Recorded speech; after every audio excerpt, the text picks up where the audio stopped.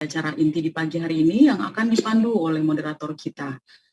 Sebelum itu izinkan saya untuk memperkenalkan beliau terlebih dahulu. Nama Ahmad Wildan M. Putra STI MBA. Beliau merupakan mahasiswa yang saat ini menempuh program magister di program studi ilmu pangan IPB University. Beliau juga telah menyelesaikan S2-nya di School of Business Lee Kong Chian, Singapura tahun 2018.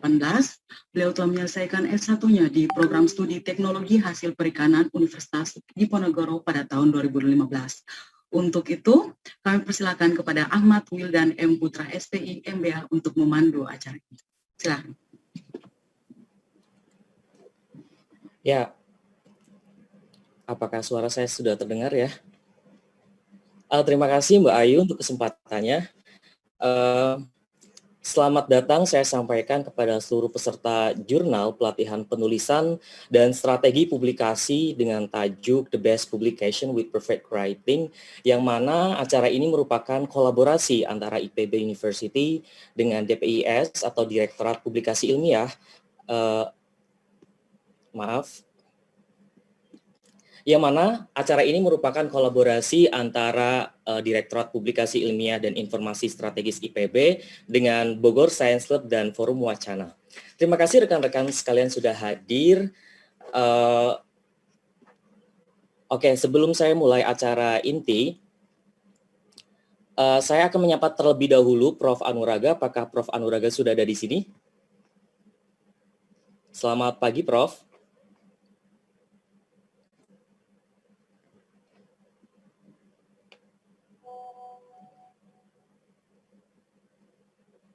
Halo, Assalamualaikum. Selamat pagi, Prof. Selamat pagi. Cek. Ya, baik, Prof. Sehat, Prof? Ya, alhamdulillah sehat. Jelas ya? Ya, sudah jelas, Prof. Ya, Terima kasih, Anuraga sudah datang, sudah hadir untuk memenuhi undangan kami, Prof. Terima kasih, sama-sama, Mas Moderator. Baik, sebelum saya buka acara pemaparan materi yang akan disampaikan oleh Prof. Anuraga, beserta nanti akan ada acara diskusi juga, izinkan saya untuk membacakan profil singkat dari beliau. Beliau Profesor Dr. Anuraga Jayanegara, SPI, PG Diploma, dan MSc. Beliau lahir di Bojonegoro pada tanggal 2 Juni 1983. Beliau menempuh pendidikan S1 di IPB University untuk program Ilmu Nutrisi dan Makanan Ternak di Fakultas Peternakan. Kemudian beliau juga melanjutkan pendidikan S2-nya di program Agricultural Science in the Tropics and Subtropics, Minor in Animal Nutrition, University of Hohenheim di Stuttgart, Germany. Kemudian beliau juga telah menempuh pendidikan program S2 untuk program Magister Pendidikan Agama Islam Universitas Muhammadiyah Tangerang, Indonesia. Mohon maaf, maksudnya saat ini beliau sedang menempuh. Kemudian untuk program S3 beliau telah menyelesaikannya di program Animal Nutrition Swiss Federal Institute of Technology di Zurich, Swiss. Apabila berbicara tentang prestasi, ini kalau misalnya saya bacakan terlalu banyak prestasinya, mungkin ini 4 prestasi ini merupakan prestasi terupdate beliau. Yang pertama, beliau merupakan dosen berprestasi nasional peringkat 1 untuk kategori sains dan teknologi. Rekan-rekan yang lain yang sudah hadir pada hari ini, pada pagi hari ini bisa melihat prestasi beliau. Kemudian untuk jurnal ilmiah, beliau merupakan editorial board and reviewer di berbagai jurnal internasional yang bereputasi tinggi. Mungkin itu profil singkat dari beliau. Silakan Prof. Anuraga, waktunya sekitar 80 menit Prof untuk menyampaikan materi, nanti akan dilanjutkan dengan diskusi. Silakan Prof. Ya, terima kasih Pak Moderator yang juga luar biasa pagi hari ini. Bapak Ibu semua, teman-teman semua, saya sampaikan salam penghormatan ya, dari Dramaga, kebetulan tinggalnya di Dramaga, nggak jauh-jauh. Assalamualaikum warahmatullahi wabarakatuh. Salam sejahtera untuk kita semua. Alhamdulillah ya di pagi hari ini kita bisa bersilaturahim bersama untuk sama-sama berdiskusi mengenai salah satu metode dalam penulisan ilmiah, yakni metode meta-analisis. Kebetulan saya sudah menekuni meta-analisis ini sekitar 10 atau 11 tahun yang lalu. Ya, jadi sudah ya cukup lama sejak saya S3 di Swiss, kemudian berlanjut sampai sekarang. Nah, kebetulan kalau untuk meta-analisis ini sejauh ini kita alhamdulillah bisa lintas bidang. Ya, selain tentunya saya juga membimbing di program studi ilmu nutrisi dan pakan. Ini juga diminta membimbing di beberapa program studi lain di pasca sarjana yang di antaranya misalnya di ilmu pangan. Ya, mudah-mudahan di sini ada beberapa bimbingan di ilmu pangan. Kemudian ada juga di kehutanan, di silvikultur, ada juga di teknologi industri pertanian, ada juga di PSL ya, PSL yang S3-nya. Nah, itu yang saya ingat ya. Kimia ada dari MIPA. Ada beberapa lain cuman saya agak lupa ya. Jadi ini sebetulnya lintas bidang ilmu. Dan untuk ilmu sosial juga sempat sebelum pandemi ya, saya mengajar juga di magister manajemen. Ya, magister manajemen yang di FEM. Ya, bukan manajemen bisnis, bukan. Ya, bukan di sekolah bisnis, tapi di manajemen FEM. Ya, jadi di situ sehingga nanti saya akan lebih memang itu di sosial ada, tapi untuk kali ini saya lebih fokus di natural science. Ini alhamdulillah pesertanya banyak sekali ya. 357. Semoga ini ya bisa nanti mendapatkan ilmu, sama-sama kita menggali ilmu, mendapatkan ilmu yang bermanfaat. Jadi saya juga mohon maaf, rencananya sampai jam 11, ini sampai jam 9.30. Ada kesalahan manajemen di mana saya kelupaan plotting waktu untuk agenda lainnya. Jadi narasumber tempat lain. Jadi hari ini, pagi ini sampai jam 12 itu suruh ngomong di 3 acara. Jadi saya ada lupa satu. Tadinya sekuensial bisa ya, cuman ada satu yang di tengah-tengah ini yang saya lupa sehingga perlu digeser-geser. Jadi mohon maaf. Tapi saya pikir adik-adik semua, Bapak Ibu semua, sebetulnya kalau studi meta-analisis ini, kalau real mau kita adakan acara sampai boleh dikatakan kita memahami dan ada hands-on-nya, ya hands-on artinya ada prakteknya, itu 2 hari sebetulnya. Ya. 2 hari, pagi sampai sore. Jadi mulai jam 8 sampai jam 4 sore, ya itu hari pertama, hari kedua juga sama. Nah biasanya begitu. Nah ini sebelum COVID, memang kita sejumlah kali melakukan itu, tapi setelah COVID, kita pernah coba, ya ternyata kurang efektif. Jadi kalau online ini lebih cocoknya introduction saja. Nanti adik-adik semua, Bapak Ibu semua bisa lihat seperti apa sih meta-analisis. Ya, saya akan juga tampilkan beberapa paper yang pernah kami buat, kemudian sedikit background teorinya, sama simulasi ya, atau lebih banyak ke arah demonstrasi menggunakan software. Ya, jadi fokusnya di situ selama sampai maksimum jam 8:30. Ya, saya pikir cukup. Tapi kalau kita pengen benar-benar hands-on, itu memang perlu offline. Karena banyak hal teknis yang agak sulit jelasinnya. Kalau kita nggak menunjukkan langsung gitu. Misalnya, kalau ada data yang berupa grafik, gimana kita konversi menjadi angka. Ya, ini hal mungkin sepele, tapi teknisnya harus ditunjukkan. Misalnya pakai software apa, caranya gimana. Itu baru satu hal. Ya, belum lagi hal-hal teknis terkait dengan operasional analisisnya. Oke, begitu ya. Jadi sekarang ini sifatnya introduction. Kemarin Pak Faisal dari DPIS, Pak, yang 2 hari bisa nggak kita adakan? Bisa Pak. Cuman nanti habis COVID, kalau sekarang pengalaman itu kurang efektif. Ya. Kita udah pernah coba sebelumnya lewat online yang cukup lama ya, sehari atau 2 hari, tapi sayang hasilnya kurang optimal. Ya, karena banyak hal yang kalau offline itu kurang bisa di-deliver. Oke, jadi itu ya, sebagai ini saya mohon izin share screen.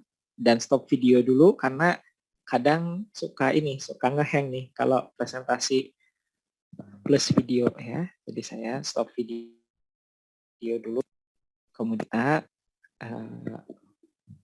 fokus di tayangannya.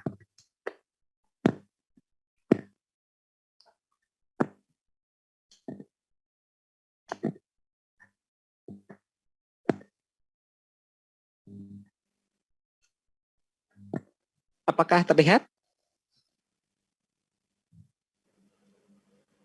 Belum, Prof. Masih ini ya. Masih, Prof.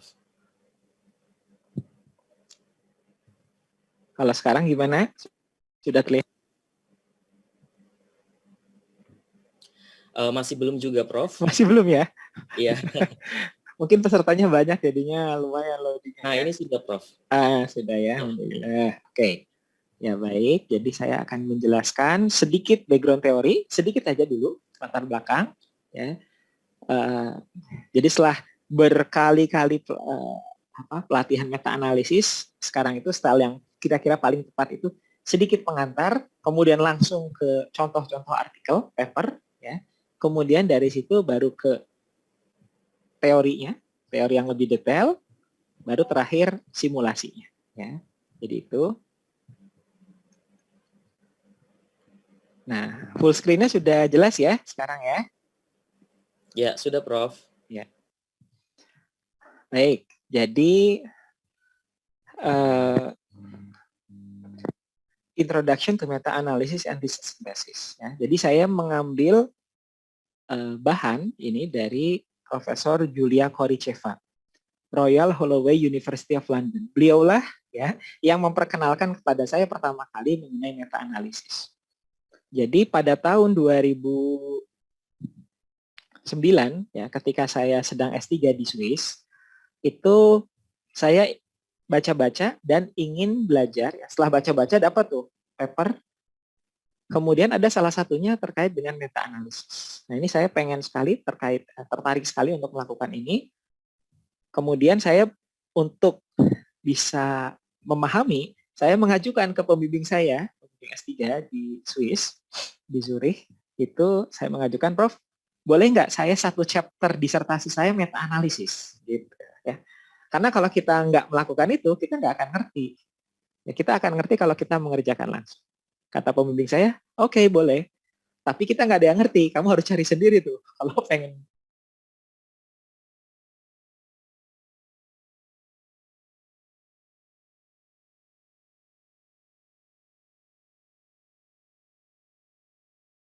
mentor, ya, nggak punya mentor yang sudah berpengalaman meta-analisis, saya nggak punya, sehingga cari-cari sendiri, baca sendiri. Nah, setelah sekitar berapa bulan belajar mandiri, saya bersyukur ada pelatihan, ya, 2 atau 3 hari meta-analisis. Nah, ini yang diselenggarakan oleh Institute of Ecology and Evolutionary Biology. Ya, jadi beda grup riset, beda fakultas boleh dikatakan gitu. Nah, ini saya numpang belajar. Jadi pesertanya itu mahasiswa S3 dan saintis dari institut sana ya, plant ecology, ekologi tanaman. Di mana profesornya saat itu di Swiss itu, di Zurich itu namanya Profesor Andrew Hector. Ini panggilannya Andy ya.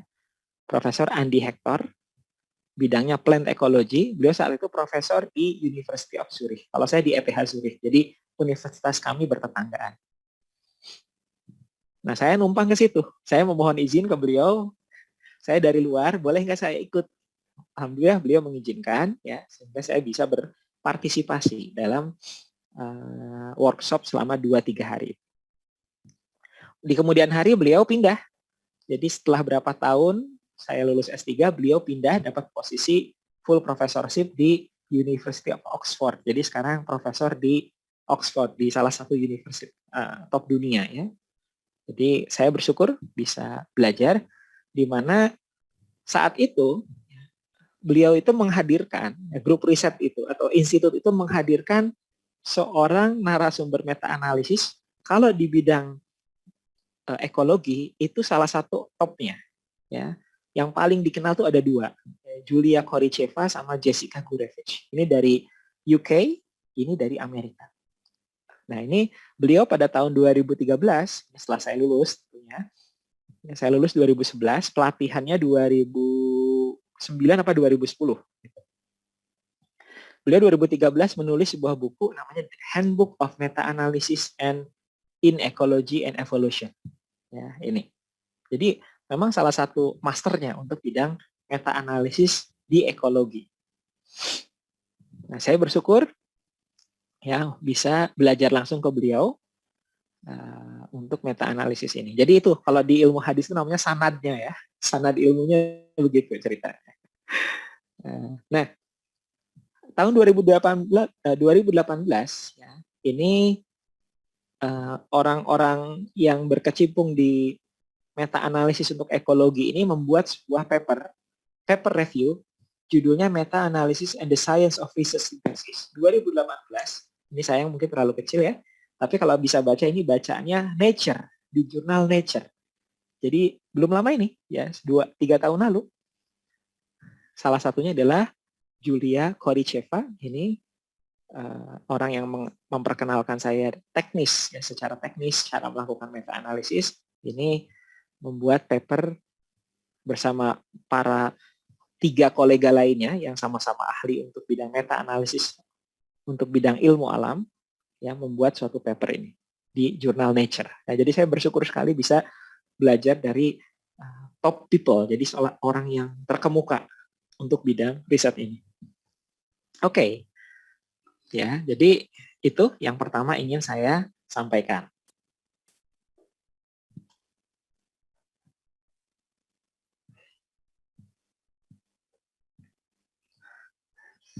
Suara saya masih jelas?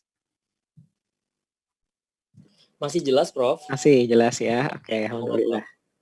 Nah, sekarang sebelum kita melangkah lebih jauh, ya, saya akan memperkenalkan dulu. Jadi lihat produknya dulu.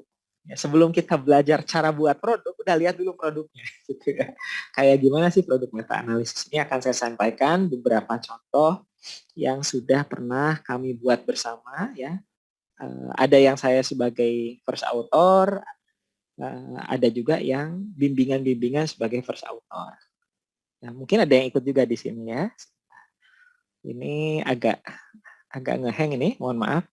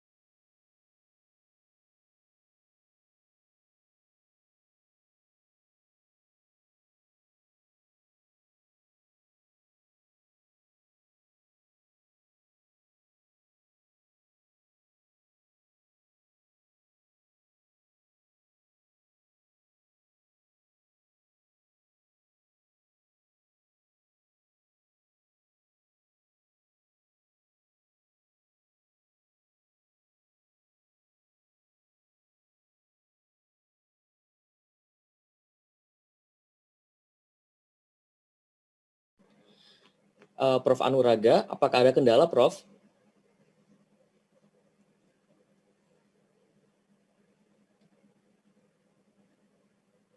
Sepertinya Prof. Anuraga terlempar dari ruangan.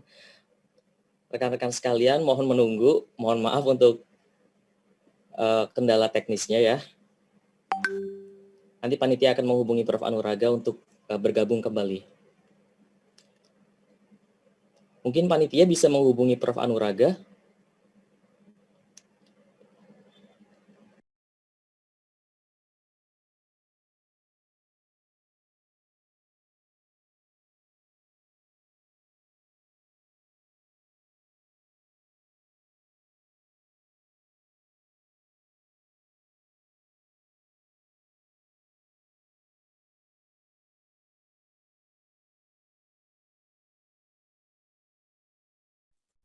Mohon maaf, mohon ditunggu karena ada kendala dari Prof. Anuraga. Sebentar lagi akan masuk kembali. Terima kasih. Ya, baik, terima kasih panitia. Jadi mohon menunggu ya rekan-rekan sekalian.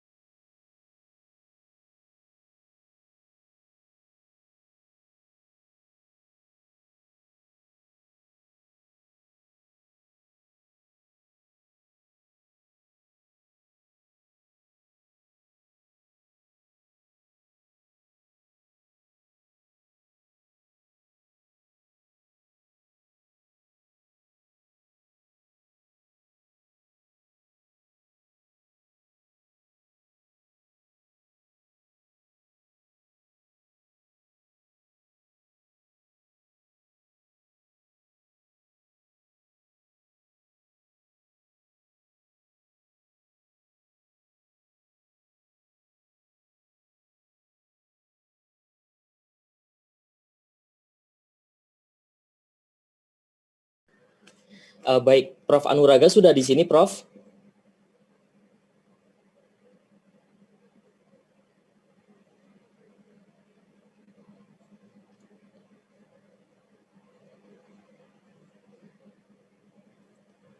Informasi terbaru dari Prof. Anuraga, ini ada masalah dengan device-nya sehingga perlu di-restart. Jadi mohon maaf pada seluruh peserta untuk kesediaannya menunggu. Terima kasih.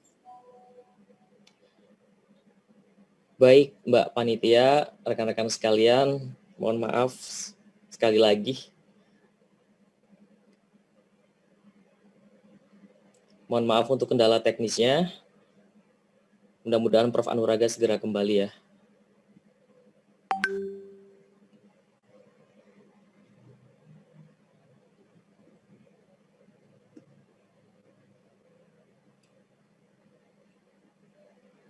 Oh ya, untuk informasi saja untuk rekan-rekan sekalian yang hadir pada pagi hari ini, untuk teknis diskusi nanti kita akan memberikan beberapa opsi. Yang pertama, saya akan memprioritaskan rekan-rekan sekalian yang menggunakan feature raise hand. Jadi nanti saya akan menunjuk secara random untuk rekan-rekan sekalian yang ingin memberikan pertanyaan. Rekan-rekan juga bisa mengirimkan pertanyaan di kolom chat, yang nanti akan panitia pilih pertanyaan mana yang akan disampaikan. Terima kasih.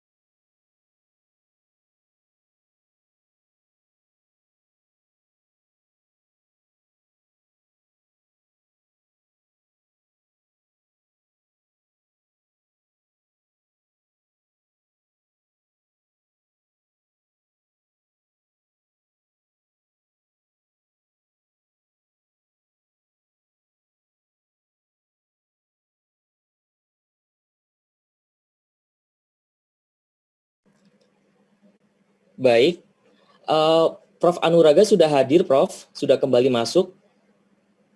Saya cek suara dulu ya. Halo, Prof.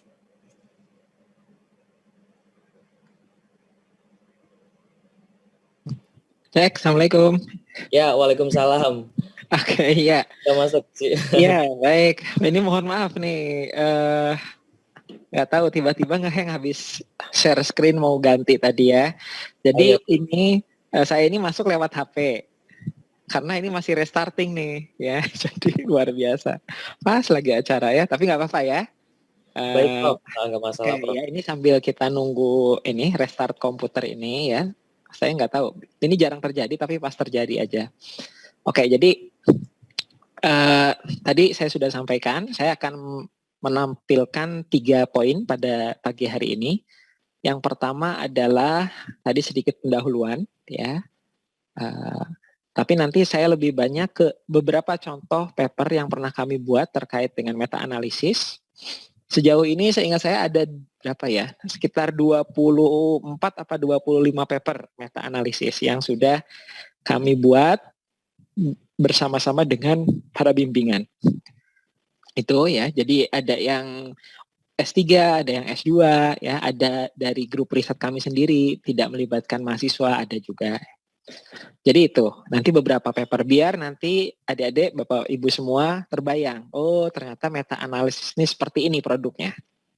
Nah setelah nanti produknya melihat, ya oh ternyata seperti ini, nanti kita masuk ke sedikit teorinya, ya nggak banyak-banyak, sedikit aja. Apa sih cara, bagaimana kita misalnya menghitung effect size, ya, formulanya seperti apa. Nah, kemudian kumulatifnya seperti apa, nanti ada meta regresi, mungkin nanti ada publication bias. Nah itu. Kemudian yang ketiga, nanti ada demonstrasi menggunakan software. Karena kalau kita lakukan sendiri lewat Excel bisa, ya, kita buat formula sendiri di Excel, kemudian manual, ya, itu bisa, nggak masalah. Tapi kalau menggunakan software itu akan mempermudah urusan. Nah, jadi menghitungnya itu udah dihitungin. Nah, kemudian nanti challenge lainnya kalau pakai Excel itu membuat grafik. Ya, grafik misalnya forest plot. Nah, ini susah juga di Excel itu. Ya, kita buat forest plot misalnya. Nanti dari forest plot itu kita bisa lanjutkan ke meta regresi dan membuat funnel plot, ya, menggunakan software. Saya gunakan software yang open source, ya, yakni di sini namanya OpenMe, ya. Jadi kalau penasaran, googling aja OpenMe, me-nya E2, ya, open langsung ya, OpenMe, M-E-E, Open M-E-E. Nah itu software yang open source, ya, untuk meta analysis and research synthesis and ecology. Tapi itu bisa digunakan juga untuk bidang ilmu lain. Jadi tidak hanya untuk di bidang ekologi. Bidang ilmu alam secara umum bisa menggunakan, ya, bahkan bidang sosial pun bisa. Gitu. Ya. Jadi itu yang akan saya sampaikan.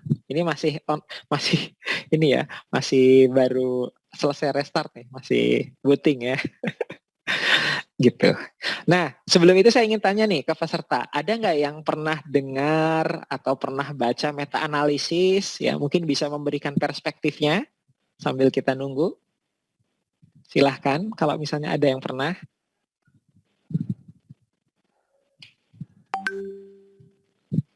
Atau bayangannya meta-analisis itu seperti apa? Silahkan. Kalau ada dari peserta.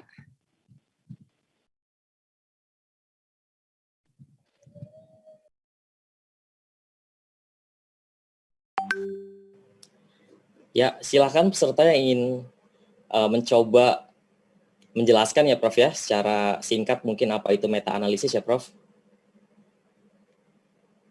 Iya, betul. Silakan. Apa ini masih pada ngantuk sepertinya Prof? Terlalu pagi ya Pak ya? Iya. Nah, itu ada angkat tangan tuh. Oh iya, silakan. Moderator. Silakan langsung saja Mbak Nurma ingin mengungkapkan pendapatnya. Sebelumnya saya juga masih awam ya di bidang tentang meta-analisis, tapi beberapa kali saya melihat jurnal itu saya penasaran apa sih yang dimaksud dengan meta-analisis. Ini nanti kalau misalkan saya salah mohon dibenarkan ya Prof. Setahu saya silakan Bu. Kalau meta-analisis itu seperti menggabungkan dari beberapa penelitian atau lebih ke observasi. Jadi kita akan menarik kesimpulan dari penelitian-penelitian itu. Seperti itu, Prof. Terima kasih. Oke, bagus Bu. Ya, Bu Norma apa? S2, S3 Bu? Iya, saya lagi S2 Pak di ilmu tanah. Oh, ilmu tanah. Oke, ilmu Iya. tanah banyak juga. Iya, Bu Norma. Ya, terima kasih. Itu sudah insight yang benar ya. Ada lagi yang ingin menambahkan? Silahkan. Ini sambil nunggu, ini udah mulai kelihatan nih Ada laptopnya. lagi nih Prof. Ya, silakan Mas Sulistyo dari UNS ya. Silakan, Mas. Nah, monggo.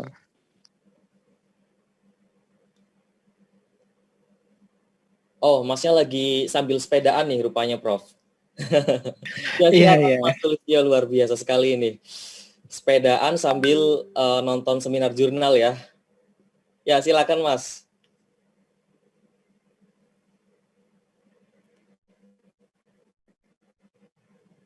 Ya, Mas Sulistyo, suaranya belum terdengar, Mas.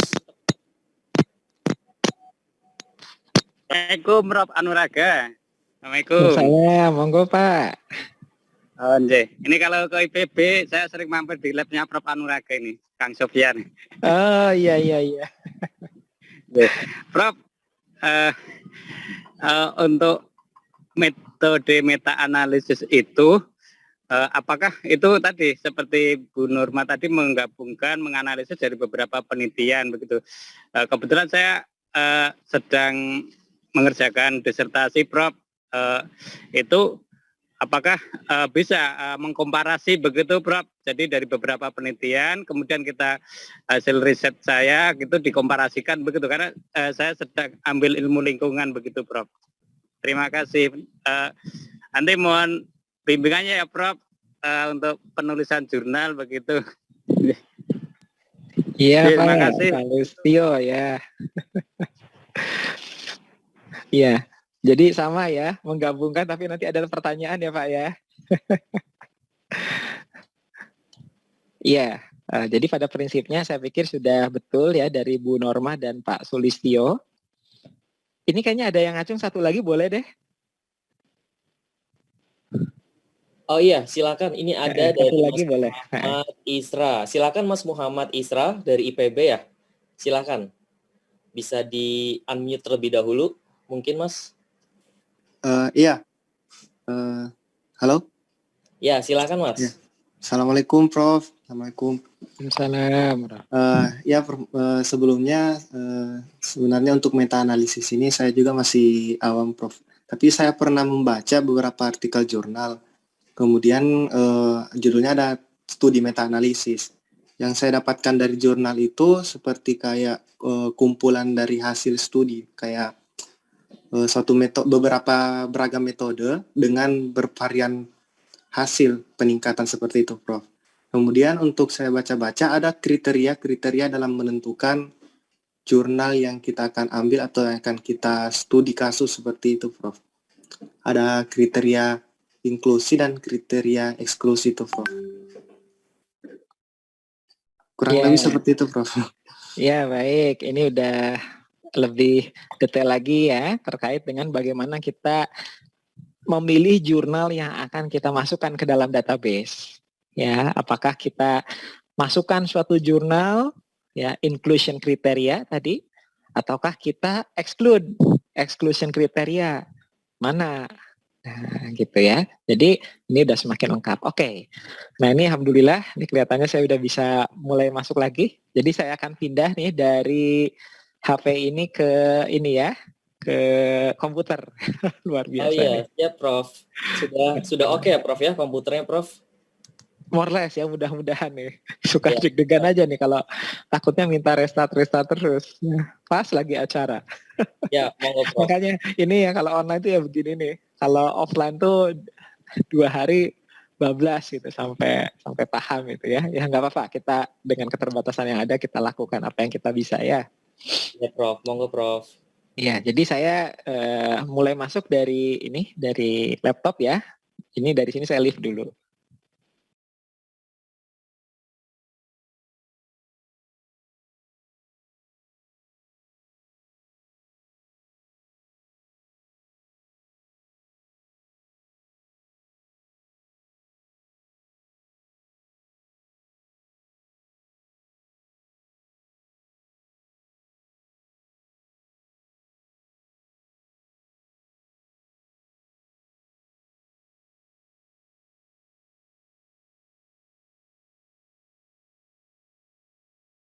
nggak cukup waktunya, saya akan sampaikan aja contoh-contoh meta-analisis yang pernah kami buat, kemudian langsung akan saya simulasikan di software. Mungkin itu aja ya, yang lebih pas. Nanti kalau theoretical aspek itu bisa belakangan.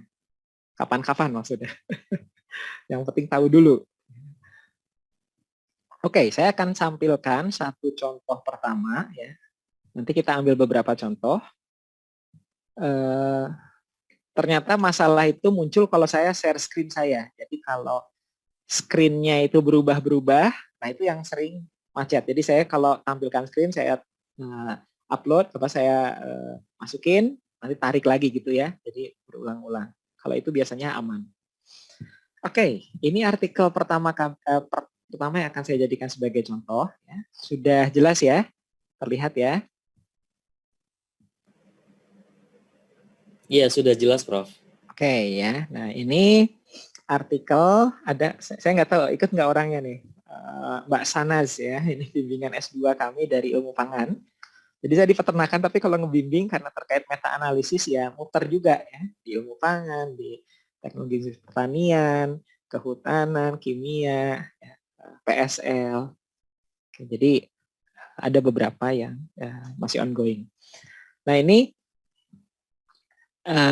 saya sampaikan salah satu contoh. Ini baru accepted ya, bahkan belum keluar nomor halamannya. Jadi baru bulan lalu accepted.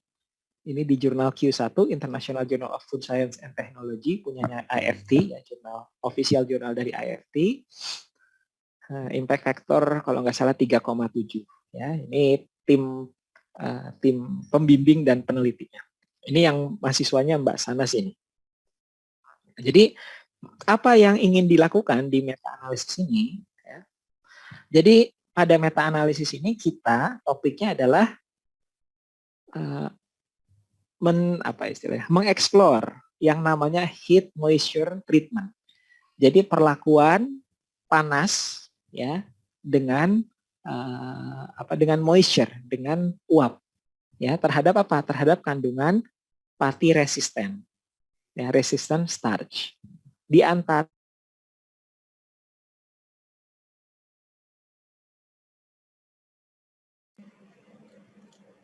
Sepertinya Prof Anuraga ngehang lagi nih. Mohon maaf. Prof Anuraga. Halo Prof.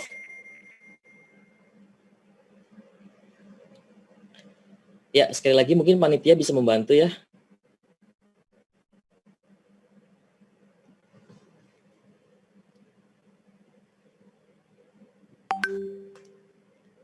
Mohon maaf rekan-rekan sekalian, ini untuk beberapa kendalanya.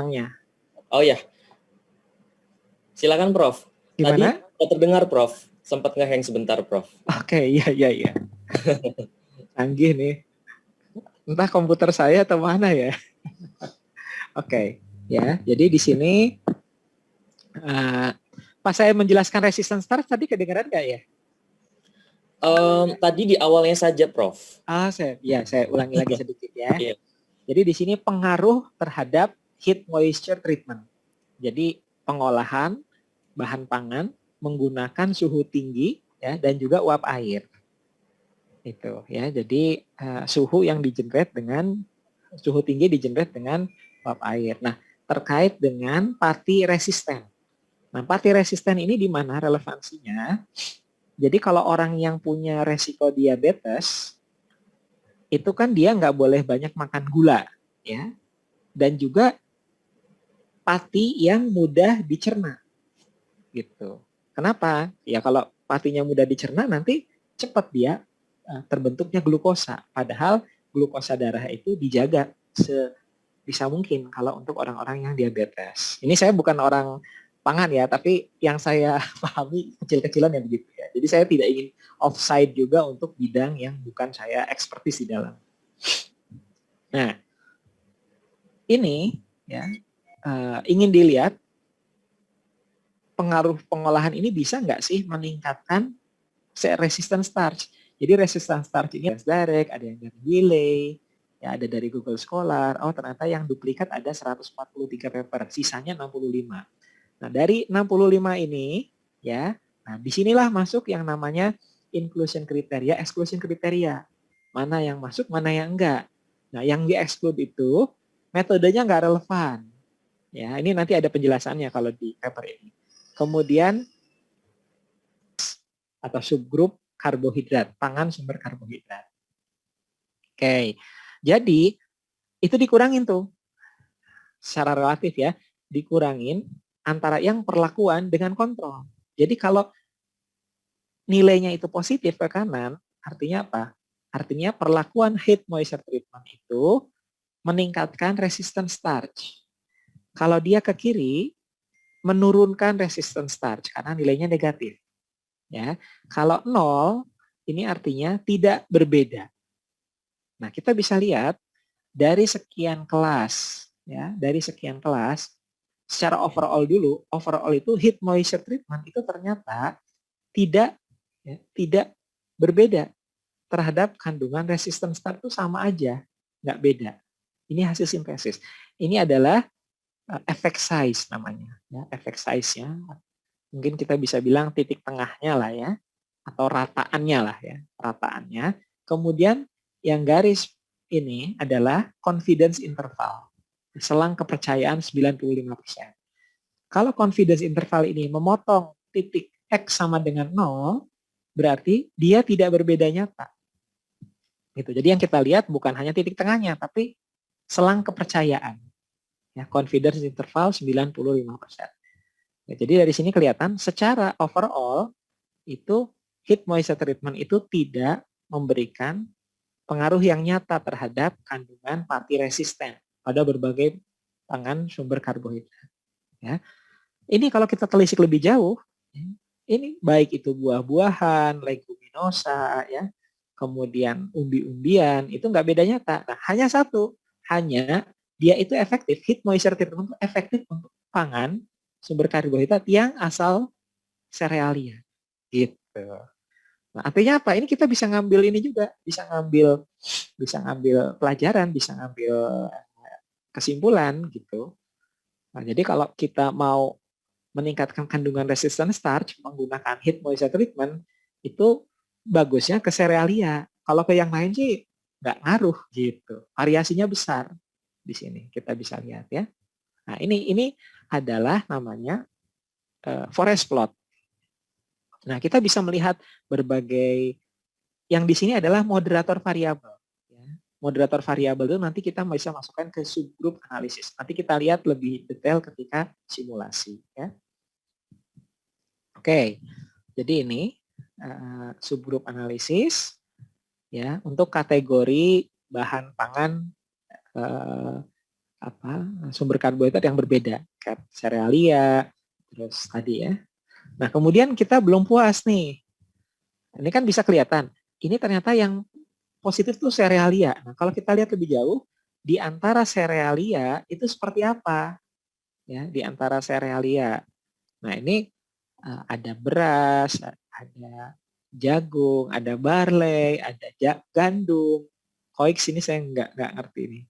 Ya, kemudian ada overall ya. Jadi ternyata beda-beda juga nih kalau di setiap serealia di dalamnya. Jadi kita bisa subgroup analisis itu didalamin lagi, gitu ya. Nah, kemudian penasaran misalnya terkait dengan kandungan airnya.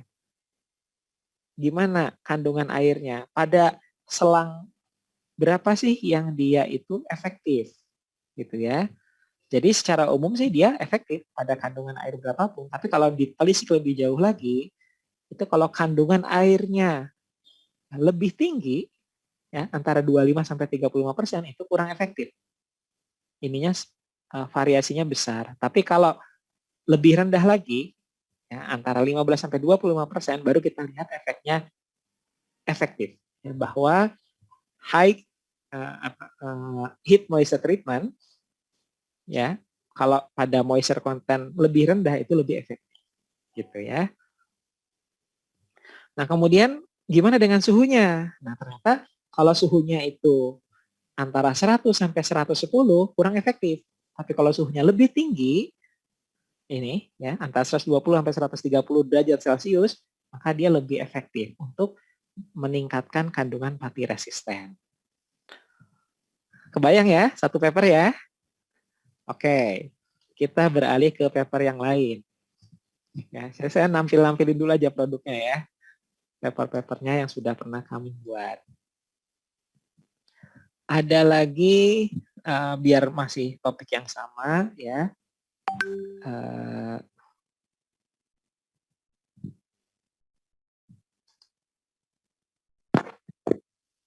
Saya buka dulu sebentar.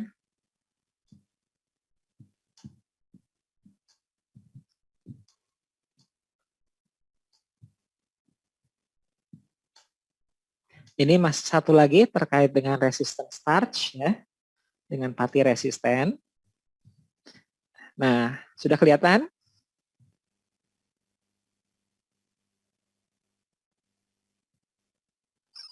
Apa sudah terlihat? Sudah, Bapak. Sudah ya, oke ya. Ini saya nanya-nanya gitu karena khawatir ya, khawatir ngehang, jadi dikonfirmasi dulu.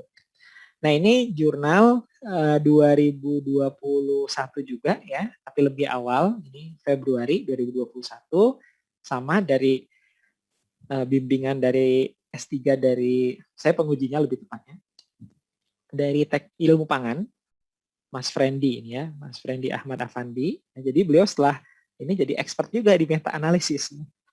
Nah, kalau di sini hubungan antara bahan pangan sumber karbohidrat atau tinggi pati kaitannya dengan indeks glikemik ya, indeks glikemik. Ini di Jurnal Foods Q1, seingat saya impact faktornya itu 4,1 ya. Jadi meta analisis ini alhamdulillah bisa membantu dari segi publikasi. Dan ini berapa biayanya? 0 ya, nggak pakai biaya. Yang penting sanggup aja ngerjainnya. Ya nanti kalau ke jurnalnya, kalau ada biaya publikasi bayar. Tapi kalau risetnya sendiri, untuk meta analisis ini gratisan. Ya, coba kalau output per unit input ya, biaya risetnya gratis, publikasinya di jurnal bagus, Q1. Berarti kan apa tuh? Ya hasil yang bagus dibagi dengan biaya 0, itu kan luar biasa efektivitas efisiensinya ya. Nah jadi di sini kenapa tadi mainnya di resistance starch, sebetulnya basisnya dari riset yang ini. Jadi dari penelitiannya Mas Fendi ini bisa kita lihat ya. Ini kita sama nih. Ini mulainya dari mana? Saya akan langsung aja ke bagian ini ya. Jadi kalau di studinya yang ini, setelah melalui serangkaian screening ya, tadi sama. Jadi kalau buat meta analisis kita perlu menampilkan ini, bagaimana kita mencari ya, kata kuncinya apa, dapat papernya berapa banyak yang duplikasi, berapa banyak yang di-exclude karena judul dan abstraknya tidak relevan, ya, berapa banyak yang masuk ke inclusion dan exclusion kriteria. Nah ini perlu kita jelas. Nah, ini total itu 57 paper. Ya, 57 paper. Saya langsung aja ke hasilnya ya. Ini metodologikal sekali. Ini jumlah halamannya 28 halaman ya, paper ya. Ini saya lihat baru aja publikasi Februari, sekarang itu di Scopus sudah dapat 3 citasi. Ya, cepat sekali. Nah, ini karena menarik ini datanya dan komprehensif. Ini banyak sekali data, saya langsung ke sini aja ya. Singkat cerita, gitu aja ya. Singkat cerita. Jadi di sini mana nih? Mungkin ini terlalu kecil ya gambarnya ya, tapi saya ceritakan saja. Nanti di paper yang lain akan saya lebih detail lagi karena ini mungkin terlalu kecil. Ya, jadi di sini ini kan ingin dilihat faktor-faktor apa saja sih di bahan pangan yang mempengaruhi indeks glikemik.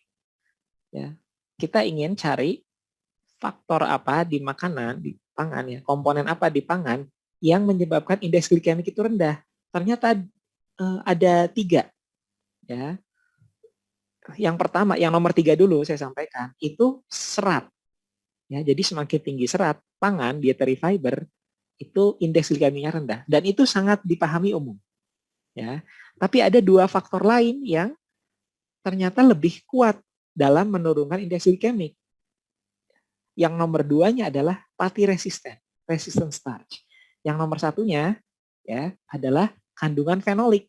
Nah, jadi kandungan fenolik, resistant starch, baru dia fiber. Nah, makanya di penelitian berikutnya fokusnya di saya nggak tahu, mungkin terkait dengan arahan dari pembimbing utama ya. Fokusnya di resistant starch gitu. Kenapa? Karena resistant starch ini terbukti menurunkan, ya semakin tinggi resistant starch itu akan semakin menurunkan indeks glikemik. Artinya resiko untuk diabetesnya berkurang. Nah, ini menariknya. Itu dari penelitian ini didapatkan kesimpulan seperti itu. Dan di sini bisa kita lihat ya, semakin tinggi, ini bisa lihat, ini namanya meta regresi. Kelihatan ya yang kanan ya, meta regresi. Ya, jadi meta regresi itu kita memplotkan antara moderator variabel yang sifatnya kontinu, dalam hal ini adalah kandungan pati resisten. Ya, ini makin tinggi kandungan pati resisten. Kemudian ini di sumbu Y-nya adalah effect size. Ya, effect size yang dipakai bisa macam-macam, bisa pakai standardized mean difference, bisa pakai Hedges D, bisa pakai respon rasio. Nah, itu berkaitan dengan teori meta-analisisnya. Ini kita apply-nya dulu saja. Jadi semakin tinggi resistance starch, semakin turun effect size-nya. Dalam arti semakin tinggi resistance starch, artinya glycemic index-nya semakin rendah, gitu. Ya, jadi ini menarik. Itu ini namanya funnel plot untuk membuktikan ada bias publikasi atau tidak. Itu nanti belakangan saja. Sekarang kita fokus ke effect size dulu, ya. Nah, inilah yang namanya forest plot, tapi per paper ya. Nih. Ini per paper. Kalau ke kiri gimana, kalau ke kanan gimana nih? Kalau ke kiri, ini kan kaitan dengan yang kita harapkan itu kan menurunnya indeks glikemik. Maka yang kita harapkan justru ke arah kiri ya. Coba kita lihat. Ini ya ke arah kiri. Kiri itu lebih rendah nilainya ya, negatif, ke kanan positif. Artinya kalau ke kanan itu meningkatkan indeks glikemik, ke kiri itu menurunkan indeks glikemik. Artinya menurunkan potensi diabetes. Nah, ini bisa kita lihat. Ini forest plotnya per paper. Per paper. Ini papernya ini gimana hasilnya. Papernya ini gimana. Nah, kemudian ini gabungannya untuk subgrup ini. Ya. Oke, ini banyak sekali ya. 28 halaman, luar biasa. Nah, ini yang gabungannya. Ya, jadi ini gabungannya sama dengan tadi message-nya ya.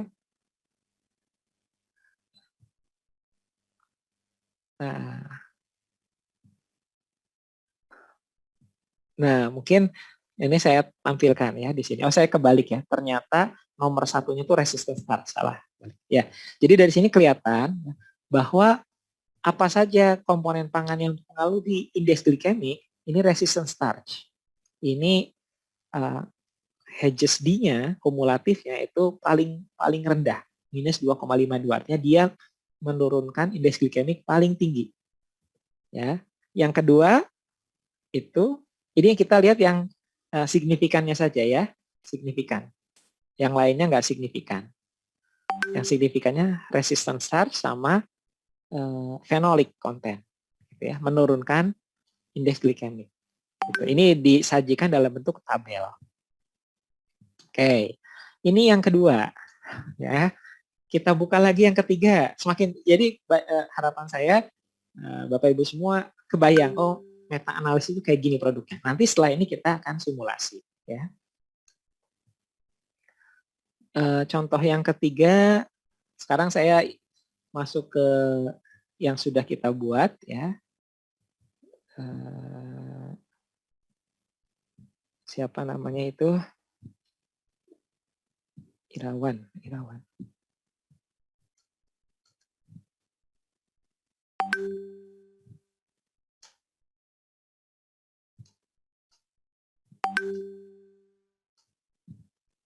Oke, sudah terlihat yang sekarang? Sudah, Prof. Sudah ya. Nah, ini kalau ini saya ceritanya lebih enak nih karena bidang yang kami tekuni ya. Sudah ya. Kalau dulu sebelum profesor ya, saya sering nama pertama ya, sering nama pertama. Kalau sudah profesor kan tinggal mempromot yang muda, ya enggak? Sudah profesor soalnya. Tinggal yang muda-muda dipromot, kita bantu, ya, kita review supaya nanti bisa bisa memahami, bisa menjadi ahli, ya, bahkan bisa melebihi kita gitu. Itu harapannya. Jadi kalau guru bisa menghasilkan murid yang lebih baik dari dirinya, berarti itu kesuksesan pendidikan. Nah, ini di sini kita satu tim riset nih. Kalau di sini bisa kita lihat ini Bioresource Technology Report, ini Q1 juga. Ada dua nih, Bioresource Technology, ada Bioresource Technology Report. Ini yang satunya lagi, ya. Tapi sama-sama Q1. Saya langsung aja. Nah, ini jadi kalau meta analisis kita memang harus menampilkan ini, ya, selalu, ya, atau kalau misalnya nggak mau dalam bentuk diagram seperti ini, alir seperti ini, ya boleh dalam bentuk tulisan. Tapi biasanya dalam bentuk diagram ini akan lebih mudah visualisasinya. Misalnya untuk topik ini, ya, saya lupa tadi mengintroduce sedikit. Jadi kita ingin melihat efek dari inokulasi berbagai grup bakteri asam laktat dan enzim fibrolitik terhadap kualitas pakan fermentasi. Kalau tadi pangan, ya, ini pakan untuk ternak. Kualitas pakan fermentasi atau kita kenal dengan namanya silage atau silase. Nah, di sini totalnya awal 526 paper, kemudian screening pertama, ya, judulnya nggak cocok, ini ada beberapa yang di-exclude, ya, duplikasi, kemudian review artikel, kemudian judulnya tidak sesuai, nah ini exclude, dapat 169. Kemudian parameternya tidak memenuhi persyaratan, ya, kurang melaporkan, misalnya exclude 41, 128. Nah, terakhir masih ada juga yang belum masuk, ya, nggak ada kontrolnya misalnya, jadi kita delete. Total ini 97 paper, banyak ya, lumayan ya, 97 paper kita masukkan. Nah, langsung aja singkat cerita, ya. Ini banyak soalnya. Nah, tapi sintesis di sini kita tidak menggunakan, jadi meta analisis itu ada beberapa style. Style paling konvensional itu tadi yang saya sampaikan sebelumnya, itu pakai forest plot, kemudian nanti meta regresi, itu yang konvensional. Effect size-nya bisa milih, mau Hedges D, mau standardized mean difference, mau respon rasio. Kalau orang-orang kedokteran, misalnya odds ratio, orang-orang kedokteran, kesehatan itu punya style tersendiri, ya. Nah, akhirnya kita lakukan nih yang namanya heat map. Nah, kalau di sini kita menggunakan meta analisisnya mixed model. Untuk di bidang kami, bidang peternakan, khususnya nutrisi dan pakan ternak, itu kita seringnya menggunakan meta analisis berbasis mixed model. Nah, saya tidak akan mensimulasikan yang mixed model ini untuk kali ini, ya. Tapi intinya ada kemiripan, cuman banyak juga perbedaannya dengan style yang pertama tadi. Oke, ya, ini kita heat map 2 dimensi, ya. Yang di sini adalah kategori bakteri asam laktatnya. Yang kemudian yang di sini adalah parameternya, mana berasosiasi dengan mana, gitu, ya. Ini pada silase berbasis legum, ini ada silase berbasis rumput, ya. Enak kan melihat heat map itu, ya. Kalau kuning itu tidak berhubungan, kalau hijau berhubungan positif, ya. Kalau merah berhubungan negatif. Ini dalam bentuk 2 dimensi. Nah, kemudian kita lakukan korelasi juga, dalam bentuk heat map juga untuk korelasi Spearman, ya. Oke, jadi ini sedikit. Nah, satu lagi saya ingin menampilkan satu lagi, ya, sebelum kita ke contoh. Ini paper yang saya buat sesaat sebelum jadi profesor, jadi masih nama pertama, ya. Karena memang saat itu saya ngolah data sendiri apa yang. Oke, ini terlihat sekarang. Saya satu lagi sebelum kita masuk ke contoh simulasinya.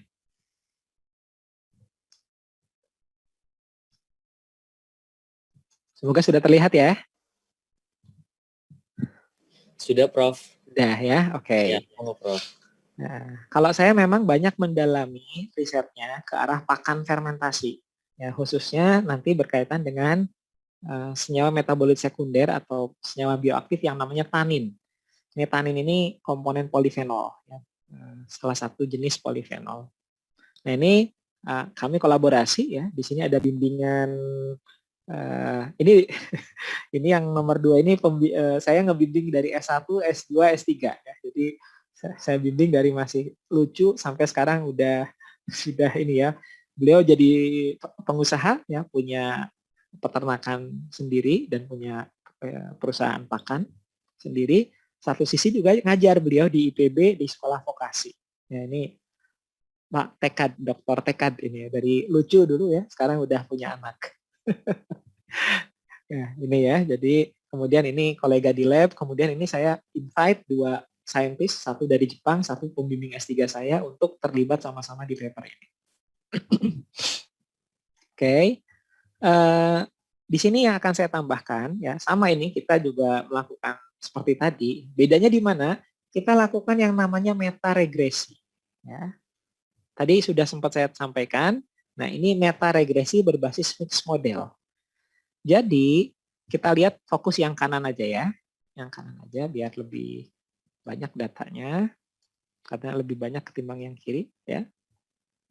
Nah, di sini titik-titik yang ada di sini itu berasal dari paper-paper yang berbeda.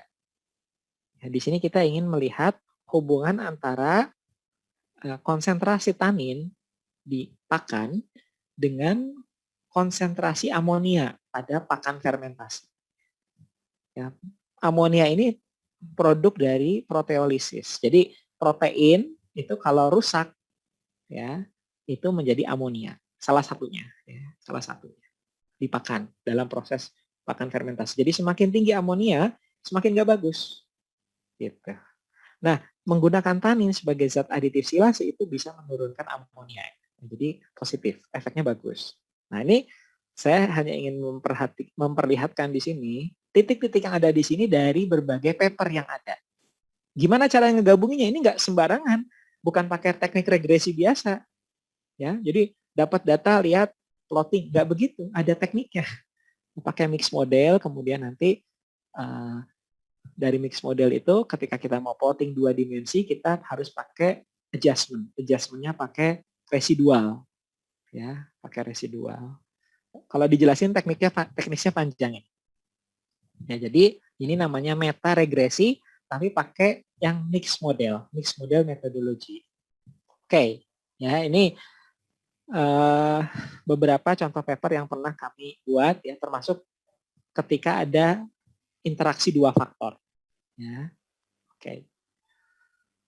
oke. Sampai situ gimana?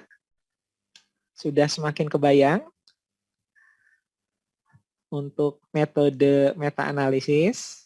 Bukan, contoh papernya sudah semakin terbayang kah? Sampai situ dulu kalau ada ingin yang ditanyakan sebelum kita masuk selama setengah jam ke depan, 40 menit ke depan kita masuk ke simulasi menggunakan software. Ya, saya akan fokus ke yang metode konvensional. Silahkan, Bapak Ibu. Ya, ini sudah ada yang raise hand, Prof. Boleh, ya, 1 atau 2. Untuk pertanyaan permulaan ya, Prof ya. Iya. Saya akan tunjuk di sini ada Mas Jaka Rukmana dari IPB. Silakan Mas Jaka. Langsung saja, Mas. Baik, terima kasih. Ya, terima kasih moderator. Sebelumnya mohon maaf saya tidak bisa menghidupkan kamera. Iya, pertama-tama ya, Prof, apresiasi yang setinggi-tingginya untuk Profesor dan panitia bahwa ini saya mulai terbuka. Kebetulan ilmu saya juga di teknologi pangan, Prof. Jadi yang Profesor jelaskan tadi di awal itu sangat-sangat membuka wawasan saya. Nah, yang ingin saya tanyakan, ketika di tahap awal itu kan kita menghimpun paper dari berbagai macam source ya. Nah, itu tuh ada standarnya nggak sih, berapa atau justru harus semua atau bagaimana? Itu saja sih yang ingin saya tanyakan di awal. Mungkin nanti saya sangat tertarik, saya izin untuk kontak Prof di luar forum ini. Terima kasih banyak. Assalamualaikum warahmatullahi wabarakatuh. Waalaikumsalam. Ya silakan Prof, langsung saja Prof Oh, iya. direspon pertanyaannya. Iya, baik, terima kasih. Pak Jaka dari institusi mana Pak Jaka? Dari IPB Prof. Sedang Saya S3 ya sedang Pak ya? S3 di IPB, betul. S1 saya di Teknologi Pangan Universitas Pasundan, S2 saya Teknik Kimia ITB. Institusinya di apa Pak? Pasundan, bukan? Betul, saya di Pasundan sekarang. Oh, kenal sama Rini atau Renge ya? Kenal ya? Oh ya, itu betul-betul. Oh, itu teman Prof juga. Iya, S2-nya bareng, Oh, beda ya. prodi ya. Oh, terima kasih. Ya, salam Ya. aja Pak, karena satu institusi ya. Beliau Ya. kan S2 Jerman, S3-nya di North Caroline, Betul. ya, di US. Betul, ya. betul. Oke, ya. Baik Pak Jaka ya. Cakat kalau Sunda. Kalau saya orang tua saya di Bandung, jadi kalau ke Bandung ya Oh, sering ya. juga. Ya, dari Ya. Pasundan ya Pak ya. Alhamdulillah. Betul. Baik Pak Jaka. Nah, ini terkait dengan bagaimana kita terkait dengan paper yang dikumpulkan ya. Nah, paper yang dikumpulkan itu kita harus punya tujuan. Misalnya kita menggunakan database Scopus dengan kata kunci misalnya tadi carbohydrate source ya. Kemudian kata kunci keduanya glycemic index ya.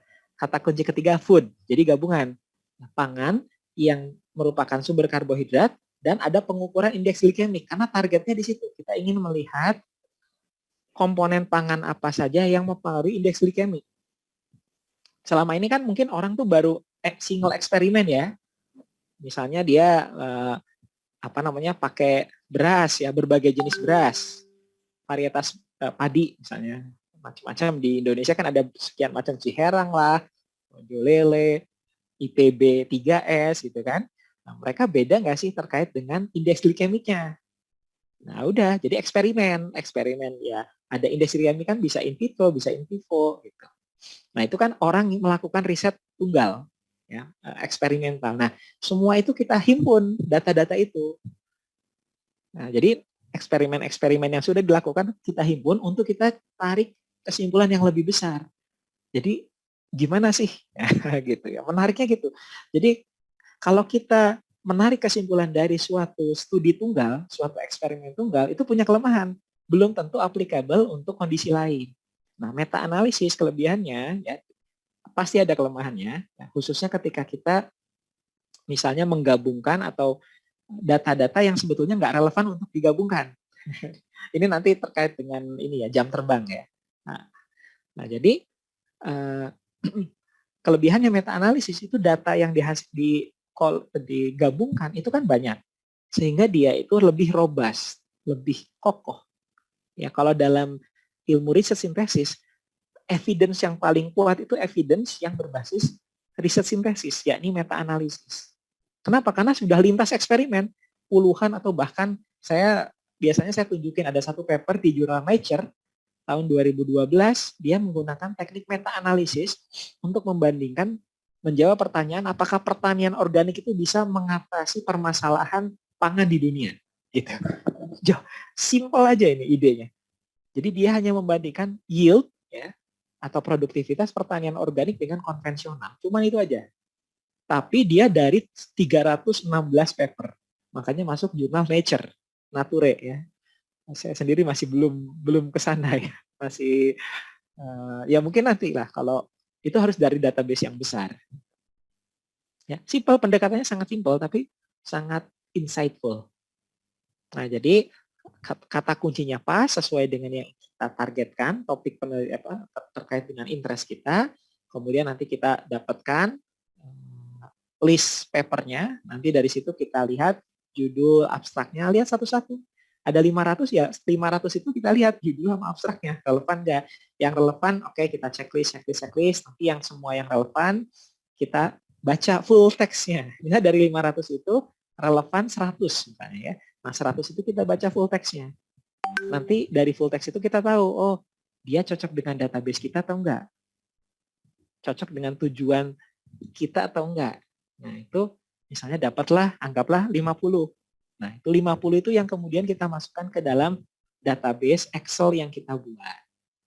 Nah, struktur database-nya gimana? Ini yang akan saya sampaikan berikutnya. Jadi, kalau pada prakteknya, paling sering itu yang saya lihat antara 20 sampai 50 paper. Database akhir ya, 20 sampai 50, itu yang paling sering. Itu bukti empiris dari berbagai jurnal yang tentang meta-analisis. Nah, kalau di atas itu ya tentu lebih bagus. Kalau kita misalnya kayak yang itu ya, Bioresearch Technology Report, itu kan 97 paper, banyak ya. Itu saya lupa ya, kurang dari 2 bulan accepted itu. Kurang dari 2 bulan, padahal jurnalnya jurnal bagus. Q1 dan gratis gitu, karena dari Elsevier ya, kita nggak mau yang open access mahal soalnya nggak ada uangnya. Jadi itu bisa begitu. Jadi Pak Jaka itu tahapannya ada. Nah, nanti akan saya tunjukkan setelah ini ya simulasinya biar lebih kebayang gimana sih. Kebetulan yang akan saya tunjukkan ini dari bidang pangan juga contohnya. Oke, mungkin satu lagi boleh yang mungkin yang apa? Iya. Pertanyaan, boleh. Prof Punten mengingatkan ini waktunya 10 menit lagi ya Prof ya. Oh iya Mas, nanti gitu ya. Diskusinya. Apakah nanti ini dirangkum saja Prof di diskusi, di acara diskusi Prof? Oke, gitu ya. Oke, Ya. berarti saya tunjukin dulu aja ya. Iya, mungkin bisa lanjut di simulasi ya Prof ya. Oh iya, siap. Ini sekarang saya akan tampilkan satu paper ya yang kita itu akan membuat modelnya, membuat simulasinya. Sebentar. Oke.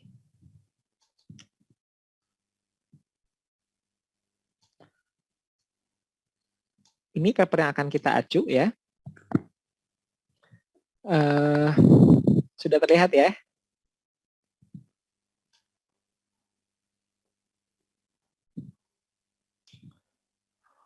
Ya, semoga sudah terlihat ya. Jadi ini kita akan ambil satu parameter dari paper ini sebagai simulasi kita di berikutnya ya, di berikut ini. Ini paper kami tahun 2012 ya, yang nulisnya ini teman ya. Teman saya, teman sahabat. Sahabat bersama kita ya dari berapa tahun yang lalu ya, 15 atau 16 tahun yang lalu ya, kita sahabat bareng satu rumah, kemudian kita berkolaborasi sekarang membesarkan 6 orang anak ya.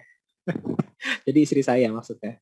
Nah, ini waktu beliau istri saya S2 di Jerman, itu saya bantu-bantu ya. Nah, jadi istri saya sekarang mengajar di ilmu gizi IPB. S1-nya sebetulnya teknologi pangan dan gizi, tapi kemudian pendalaman risetnya banyak ke gizi sehingga jadi dosennya sekarang di ilmu gizi IPB. Nah, ini simple, ini membandingkan ya, antara kualitas nutritional quality produk pangan dari susu ya, basis susu ya, antara yang organik dengan konvensional. Nah, kalau kita ke Eropa, termasuk juga ke Jepang ya. Tapi ini di Eropa, kalau kita beli susu organik itu harganya 30 sampai 50% lebih tinggi dibandingkan susu biasa per liternya. Nah, kita penasaran dan ini menjadi tesis ketika istri saya sekolah di Jerman. Sebetulnya kalau kita beli susu organik itu worth it gak sih? Apakah ada benefitnya atau cuman sertifikasi aja? Nah, ini kita coba lihat. Ya, kita himpun paper-paper yang berhubungan. Nah, salah satunya, ini ada komputasi-komputasi terkait dengan meta-analisisnya pakai HSP. Salah satunya akan kita lihat sekarang untuk studi kasus ini adalah CLA. Nah, conjugated linoleic acid. Ya, di sini terbukti bahwa kandungan CLA, ya, conjugated linoleic acid dalam hal ini adalah isomer C9 trans 11 C18+2 itu meningkat pada atau lebih tinggi pada yang susu organik ketimbang yang konvensional. Jadi sejumlah asam lemak yang bermanfaat untuk kesehatan, termasuk CLA yang ditengarai punya sifat anti kanker, ya ini lebih tinggi pada susu organik. Jadi kita pada sampai kesimpulan bahwa susu organik itu memang lebih menyehatkan. Gitu. Makanya worth it kalau kita beli susu dengan harga yang lebih tinggi. Ternyata di Indonesia harganya 3 kali lipat. Kalau di Jerman tuh cuma 30 sampai 50%. Kalau di Indonesia 2-3 kali lipat dibandingkan susu normal. Kita pernah beli susu itu coba cari ya, susu kambing organik luar biasa harganya. Oke, ya, ini yang akan kita simulasikan. Nah, sekarang saya akan menggunakan software yang namanya OpenMe. Sudah kelihatan softwarenya? Apa? Bukan softwarenya. Ya, Word ini sudah ya. Oke. Ini saya akan singkat aja ya, karena tadi sebetulnya ini perlunya 2 hari ya. Tapi saya singkat. Jadi ini software OpenMe namanya. OpenMe. Open karena dia open source. ME ini Meta Analysis in Ecology and Evolutionary Biology. Ya. Nah, boleh dibilang ini software untuk meta analisis bidang natural science lah. Aman ya, jadi nggak ada masalah. Sosial juga bisa, nggak ada masalah. Nah, ini ya saya akan langsung buka aja filenya.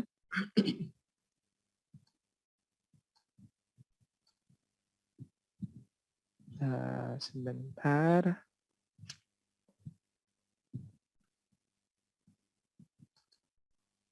Ini kalau pop up gini muncul nggak ya di layar? Pop up. Saya sedang buka folder tuh muncul nggak? Muncul, Pak. Oh, muncul juga ya. Oke. Ini apa sih meta analisis? Kadang lupa ini mau nyari apa. Maaf, ini saya harus cari. Oh iya, salah saya ya. Salah. Jadi di sini saya harusnya import ya. Kita ini kan apa namanya? Import CSV ya. Saya salah maaf.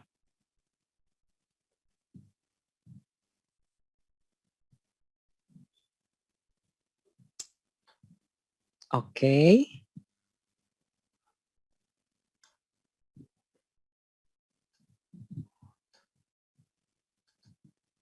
Oke, nih ya. Kelihatan kan pop up ini ya? Folder ini ya. Jadi saya sudah menyiapkan ini. Jadi ini dari paper yang sudah publish 2012 juga di Q1 itu.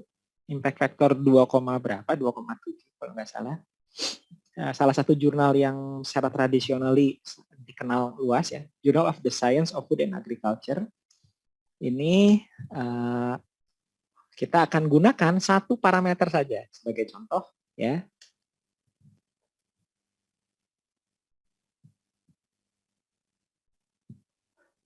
Oke, gimana sudah terlihat ada angka-angka di layar?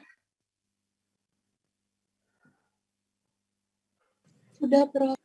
Muncul angkanya ya? Oke, ya. Alhamdulillah kalau angkanya muncul. Ini software OpenMe. Ya, dia jadi kita buat database di Excel. Ya, kemudian di sini apa yang dibutuhkan? Yang dibutuhkan itu 3 data. Ya, 3 data. 3 kali 2, maaf. 6 data utama. Pertama, dalam meta-analisis yang metode konvensional, bukan mixed model, ya, jadi kita perlu ada pembanding. Itu wajib ada. Jadi harus dalam hal ini pembandingnya konvensional. Jadi susu konvensional itu pembandingnya. Susu organik itu menjadi yang interest kita untuk kita amati. Jadi di sini ada C itu kontrol, itu pembanding. E ini eksperimental, itu yang menjadi interest kita. Yang ini organik, ini konvensional, ini organik. Ya, 3 buah data dari masing-masing. Jadi kan konvensional, organik gitu ya.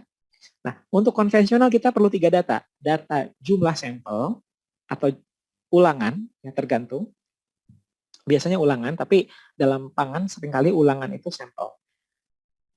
Ya, jumlah ulangan atau sampel, kemudian nilai rataannya, kemudian standar deviasinya. Kita cukup perlu 3 data itu.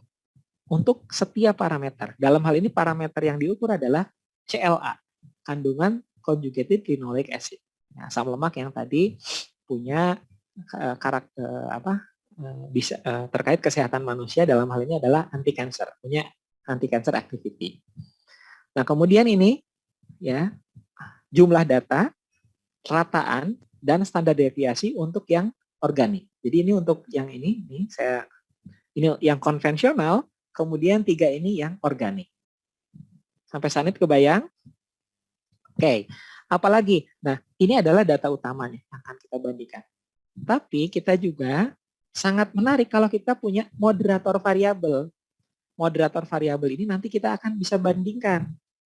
Ya, misalnya di mana sih negara ini? Negara yang melakukan studi ini ada di UK, Swiss, Belanda, Denmark.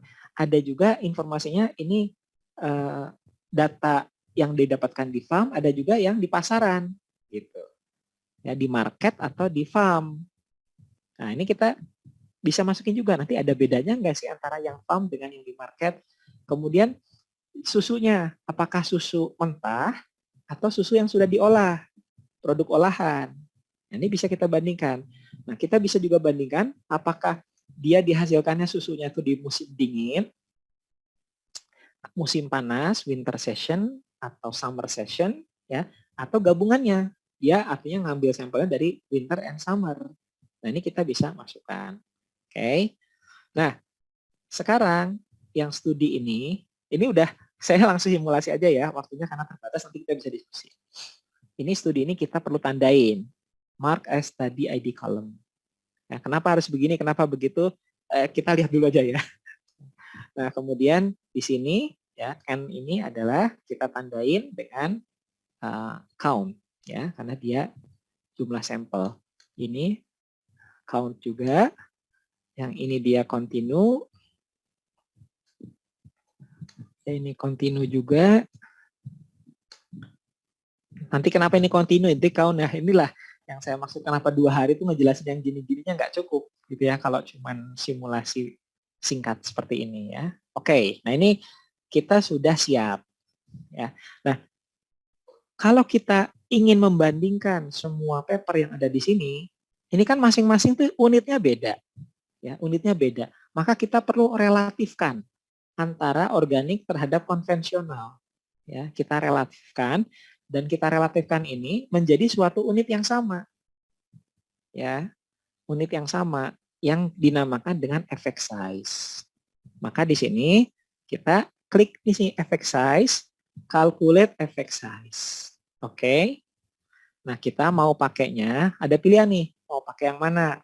Apakah means, contingency table, proporsi, ya. Ini kalau teman-teman sosial paling sering pakai ini, correlation coefficient.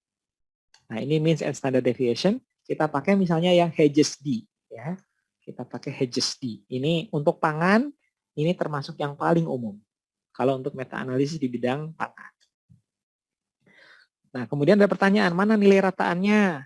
Rataan kontrol. Ini rataan kontrol. Ini rataan eksperimen. Kita masukin aja. Standar deviasi kontrol. Deviasi eksperimen. Nah, sampel size-nya berapa? Ini kontrol. Ini eksperimen. Oke. Nah, kemudian finish. Nah, muncullah. Inilah indeks. Ya, D ini Hedges D. Dan ini varian dari D. Varian dari D ini nanti akan menghitung confidence interval. Selang kepercayaan. Ya. Nah, ini ya. Ini data D. Hedges D. Nah, ini artinya masing-masing paper sekarang sudah punya unit yang sama yang bisa digabungkan satu sama lain. Kalau tadi ini kan nggak bisa. Nah, ini sudah direlatifkan. Kalau positif berarti yang organik lebih tinggi. Kalau negatif berarti yang kontrol lebih tinggi. Karena relativitasnya organik dikurangi konvensional atau kontrol. Oke. Nah, setelah ini jadi, maka kita bisa melakukan namanya meta-analisis, ya, standar meta-analisis. Gitu. Oke. Standar meta-analisis, ya, klik-klik aja. Ya, select all, semua ingin kita masukkan ke data, ya. Nah, kemudian metode penggabungannya apa? Bisa random effect, bisa fixed effect, yang paling sering memang random effect. Kita ikuti saja default-nya. Ya, untuk metode random effect-nya ada macam-macam. Hedges-Olkin, Der-Simonian layer, ya, macam-macam. Paling sering dipakai adalah paling umum ya Der-Simonian layer. Ya, jadi kita pakai ikuti aja yang default. Next, finish. Pop-up ini muncul nggak Bapak Ibu? Kelihatan nggak? Kelihatan, Prof. Prof. Yang baca, ini bacanya apa nih yang saya... Wait. Oke, berarti muncul ya. Saya takutnya nggak muncul. Oke ya, ini wait. Nah, inilah hasil dari ini yang dinamakan forest plot. Ya, forest plot. Ini paper 1, paper 2, ini rataan atau effect size, ini confidence interval untuk studi pertama, paper 1, paper 2, paper 3, terus paper 4. Nah, ini kan bervariasi, setiap paper kan bervariasi. Nah, kalau ini disintesis semuanya, ini muncul yang biru di bawah ini. Ya, ini rataan, kemudian ini confidence intervalnya. Bahwa ternyata dia lebih tinggi dari 0. Artinya overall bahwa susu organik itu memang mengandung CLA, conjugated linoleic acid, lebih tinggi dibandingkan yang konvensional. Oke. Ini. Loh, oke, itu kan overall. Nah, sekarang gimana? Ada bedanya nggak antara, misalnya saya akan ambil, ya, contoh, ini umum kan, ini sintesis keseluruhan. Ada nggak bedanya antara susu mentah dengan susu yang sudah diolah? Raw milk, ya, jadi raw milk itu freshly. Jadi misalnya sapinya menghasilkan susu langsung diambil, langsung dites. Nah, kalau proses sudah diolah, mungkin udah pasteurisasi, beda-beda tuh. Pasteurisasi lah, sterilisasi lah, atau bahkan sudah dibuat mentega. Ya, intinya proses. Ya. Nah, ini kita bisa analisis pakai namanya subgroup analisis. Oke. Oke, ini sama. Apa yang ingin dibandingkan? Yang dibandingkan adalah metode processingnya. Beda nggak antara susu mentah dengan susu organik, susu mentah dengan susu yang diolah, antara organik dengan yang konvensional. Jadi interest kita di processingnya ini ya. Processingnya, kita klik processing, next aja lah, finish. Oke, ya, jadi dari sini akan muncul seperti ini. Kita habis ini masih ada waktu 15 menit untuk diskusi. Nah, ini kelihatan ya, Bapak Ibu, adik-adik semua. Nah, ini ya. Jadi ini kan gabungan keseluruhannya. Tapi di sini dibagi jadi 2 kategori, jadi 2 subgroup. Satu subgroup susu mentah yang atas, ini yang warna kuning di atas itu gabungan khusus yang susu mentah, raw milk. Kalau ini adalah susu olahan, ya, susu olahan. Nah, kalau kita lihat baik itu susu mentah maupun susu olahan, dua-duanya itu yang organik itu memang lebih tinggi CLA-nya dibandingkan konvensional, baik pada susu mentah maupun susu olahan. Antara olahan dan mentah sama atau beda? Ternyata ada bagian yang bertumpang tindih. Confidence intervalnya bertumpang tindih. Artinya apa? Keduanya itu tidak berbeda nyata. Jadi tidak ada peningkatan. Kalau pengolahan itu tidak meningkatkan CLA dibandingkan, ya, ini masih sama-sama konteksnya organik lawan konvensional ya. Tapi pengolahan itu sama aja, ya, tidak lebih meningkatkan CLA berkaitan organik terhadap konvensional. Nah, ini ya. Nah, kalau misalnya kita ada namanya meta regresi ya. Meta regresi. Saya ambil satu contoh deh. Misalnya saya ambil di sini, ya, saya masukin angka ya. Misalnya di sini saya asal aja ya, saya masuk 2, 3. Prof, mohon maaf, waktunya Ya. 3 menit lagi ya, Prof. Oh iya, siap. Ini tinggal simulasi terakhir. Ya, Prof. Terima kasih, Prof. Ini saya ambil contoh ngasal aja ya.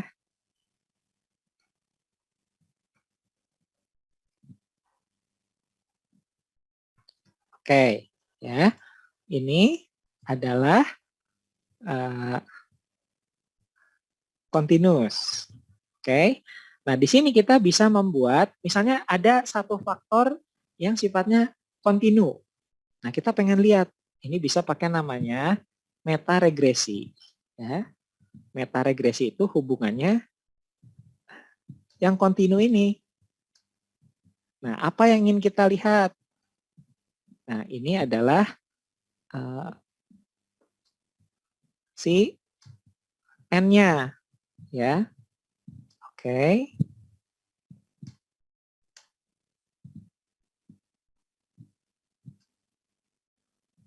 Nah, ini metaregresi namanya.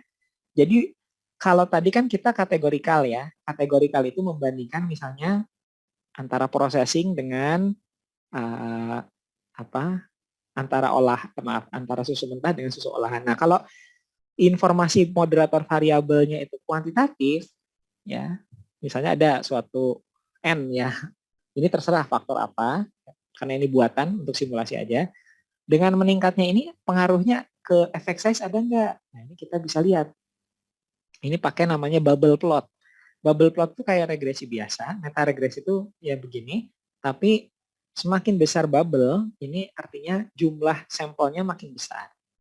Nah, jadi ini terboboti. Regresi, meta regresi yang terboboti. Oke, baik, itu yang bisa disampaikan. Terlalu singkat ya, tapi nggak apa-apa. At least sudah memberikan gambaran ya kepada kita semua. Jadi ya gitu, meta analisis itu ya produknya begitu. Kalau di jurnalnya cara ngerjainnya seperti itu tadi, secara singkat menggunakan software OpenMe. Nah, kemudian nanti kalau teknis-teknis detailnya ya bisa Bapak Ibu baca-baca sendiri. Kalau pengen menguasai harus menjadi bagian dari tesis atau disertasinya. Ya, kalau meta analisis fully bisa tesis. Ya, jadi meta analisis saja boleh jadi tesis keseluruhan. Kalau disertasi itu menjadi salah satu bagian. Misalnya disertasi punya 3 chapter, 2 eksperimen, 1 meta analisis, gitu ya. Pengalaman kami sih. Itu, Mas moderator, silahkan. Masih ada waktu mungkin berapa? Sampai 9.30 ya. Ya, terima kasih Prof. Ini sebenarnya waktunya kurang ya Prof ya, seperti tadi yang disampaikan bahwa untuk kita tahu meta analisis seenggaknya 2 hari ya Prof ya, tapi tadi dipadatkan cuman berapa tuh, kurang dari 2 jam ya Prof ya, 80 menit. Tapi mudah-mudahan apa yang disampaikan oleh Prof Anuraga pada hari ini bisa dinikmati oleh rekan-rekan sekalian. Nih partisipannya sampai 430 Prof, alhamdulillah ya. Mudah-mudahan apa yang disampaikan masuk ya dan bisa menjadi referensi kita. Yang mana kita tahu bahwa meta analisis menjadi populer ya Prof ya, walaupun sebenarnya udah ada sebelum masa pandemi itu sudah ada seperti tadi disampaikan Prof Anuraga tadi sudah membimbing Pak Friendly, kebetulan beliau juga saya pernah jadi moderator beliau ketika acara meta analisis ilmu pangan.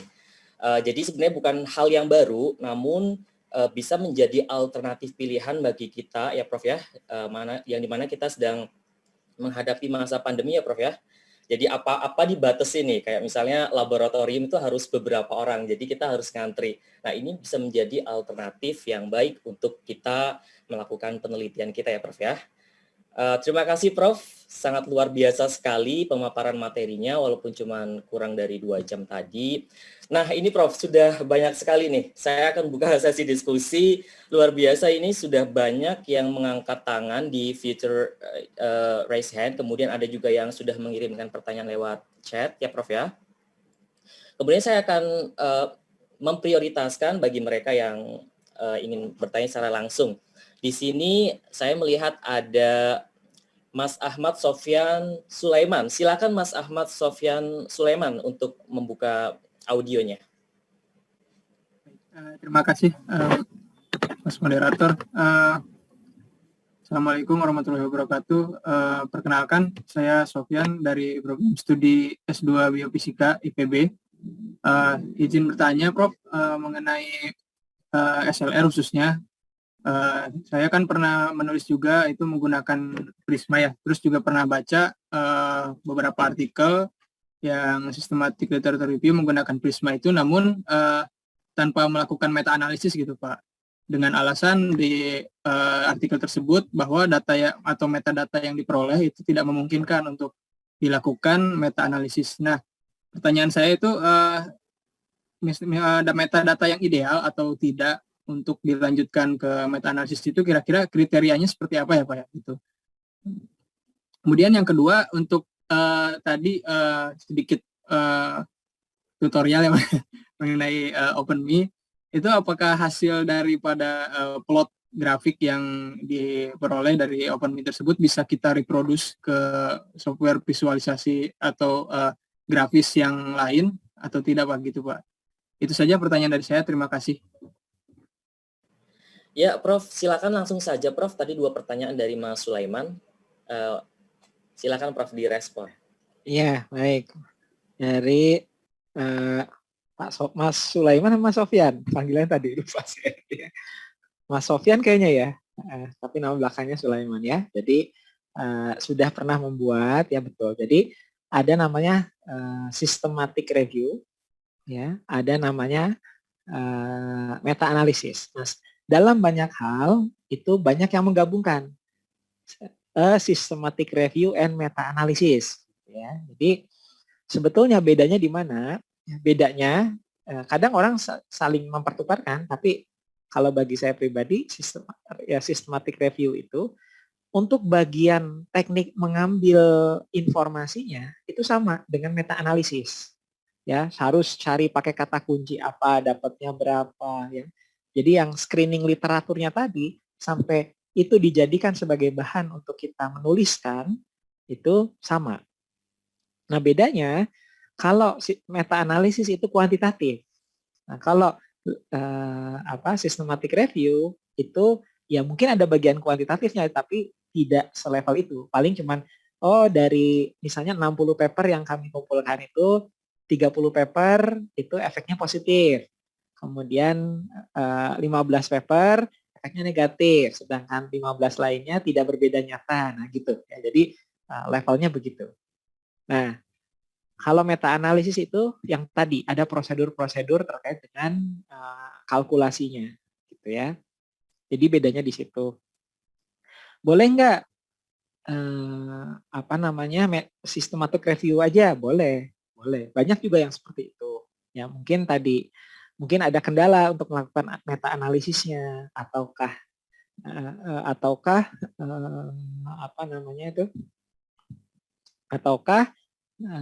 nggak cukup atau nggak memenuhi persyaratan data.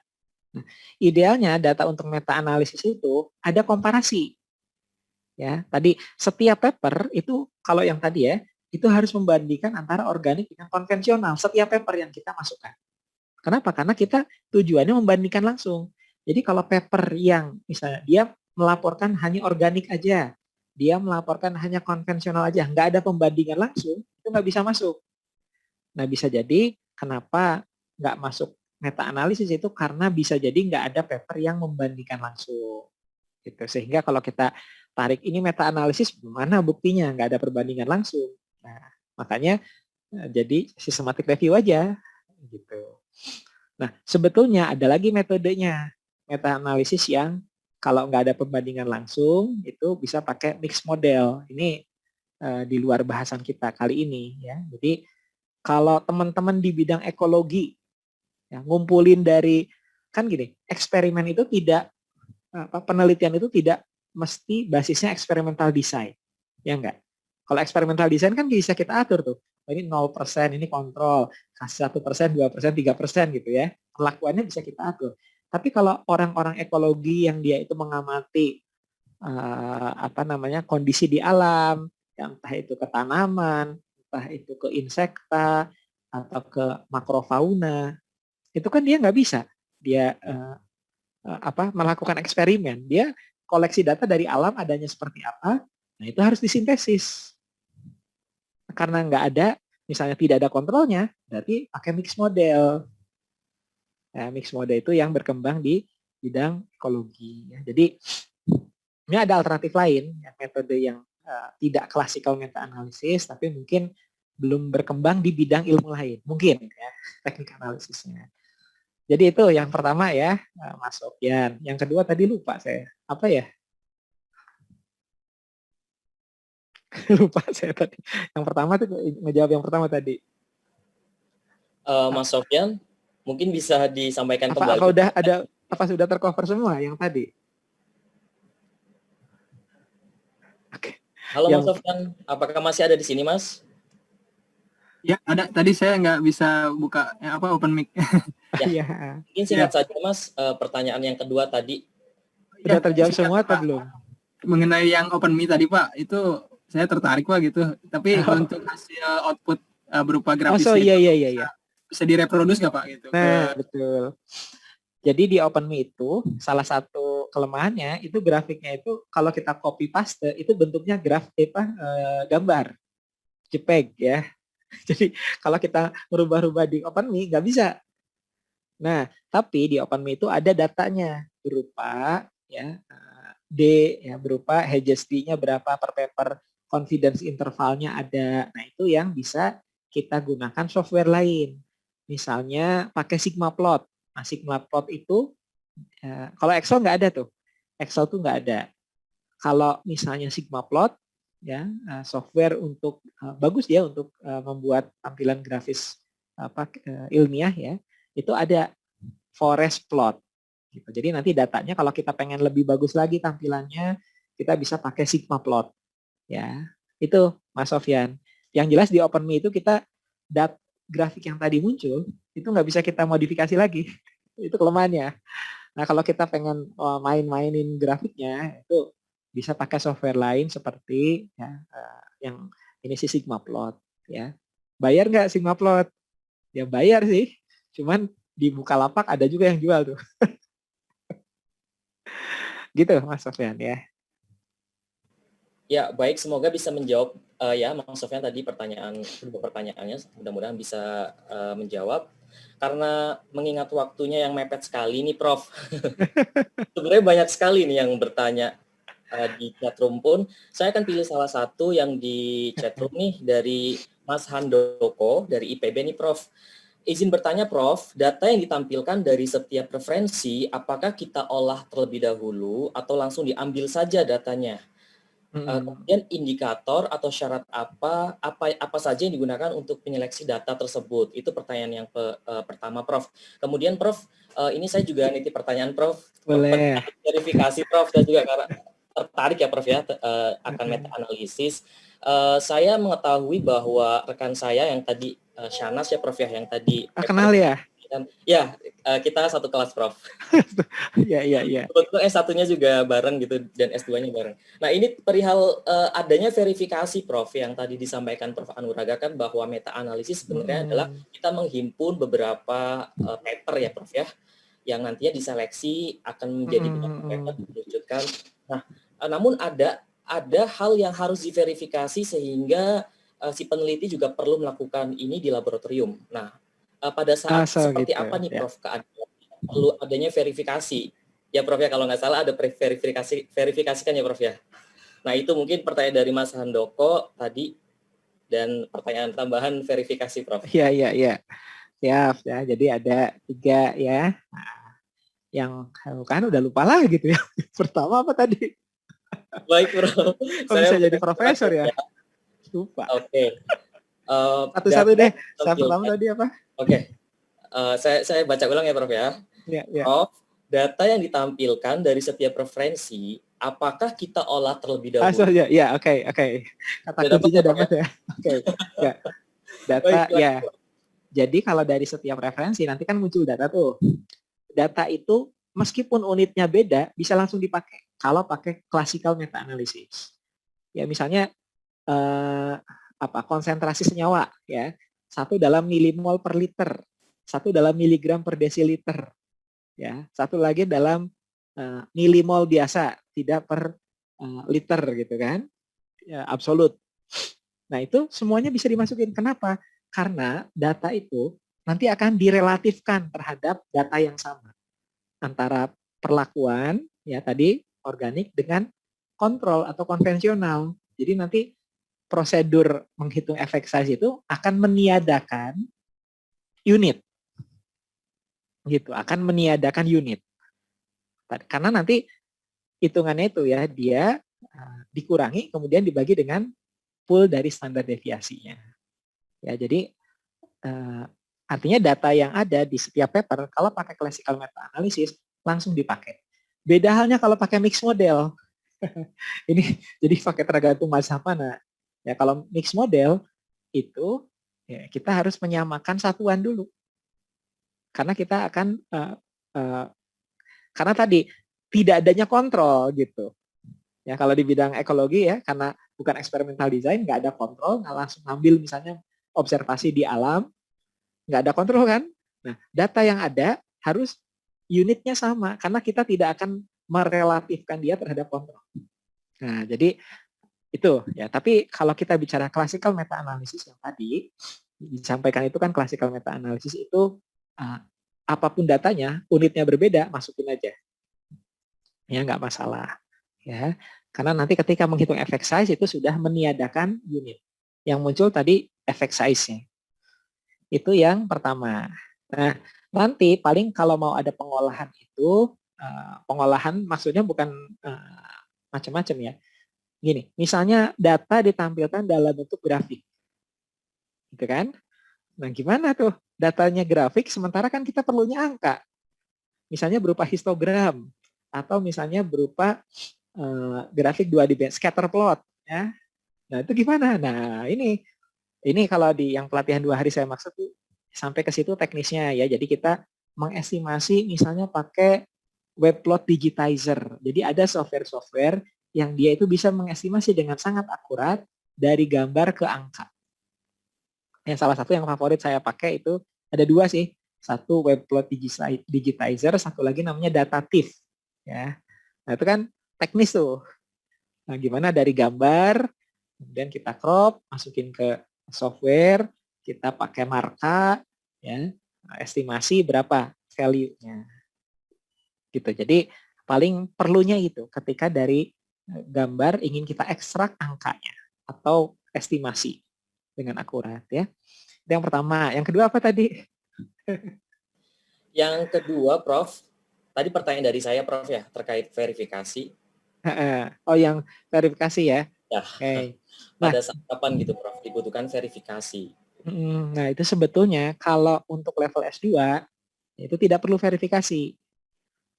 Kenapa? Karena bobot meta analisis itu udah berat.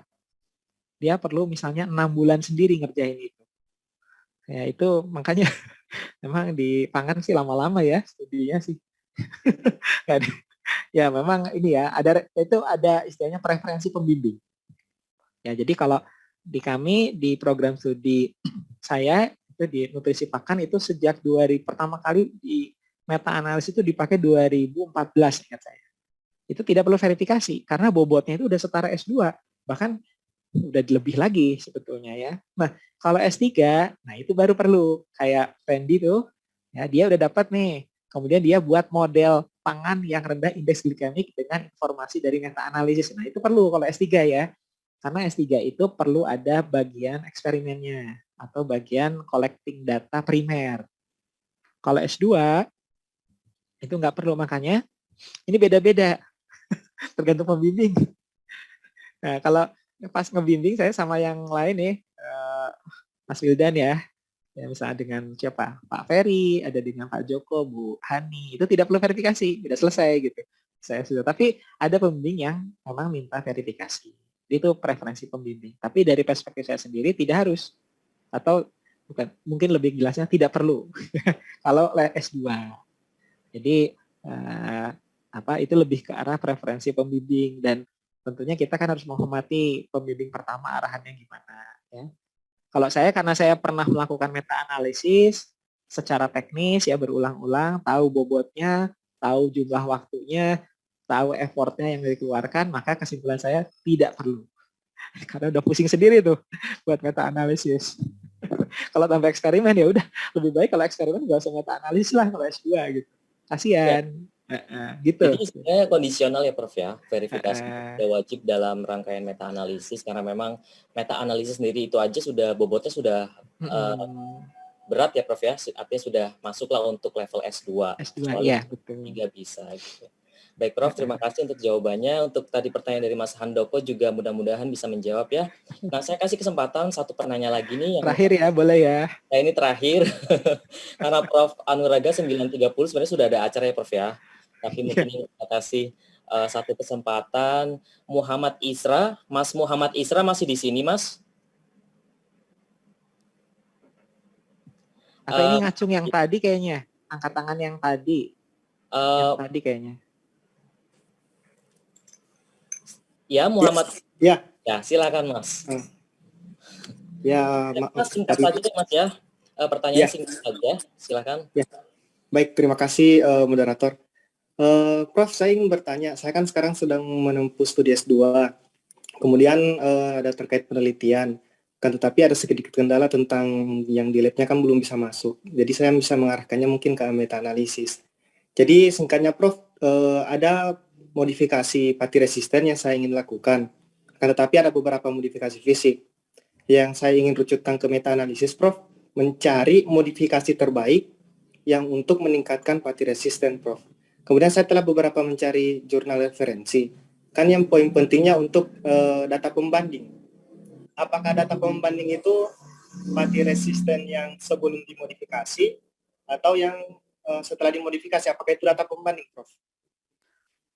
Oke, ya ini udah banyak dari pangan ya, ternyata ya.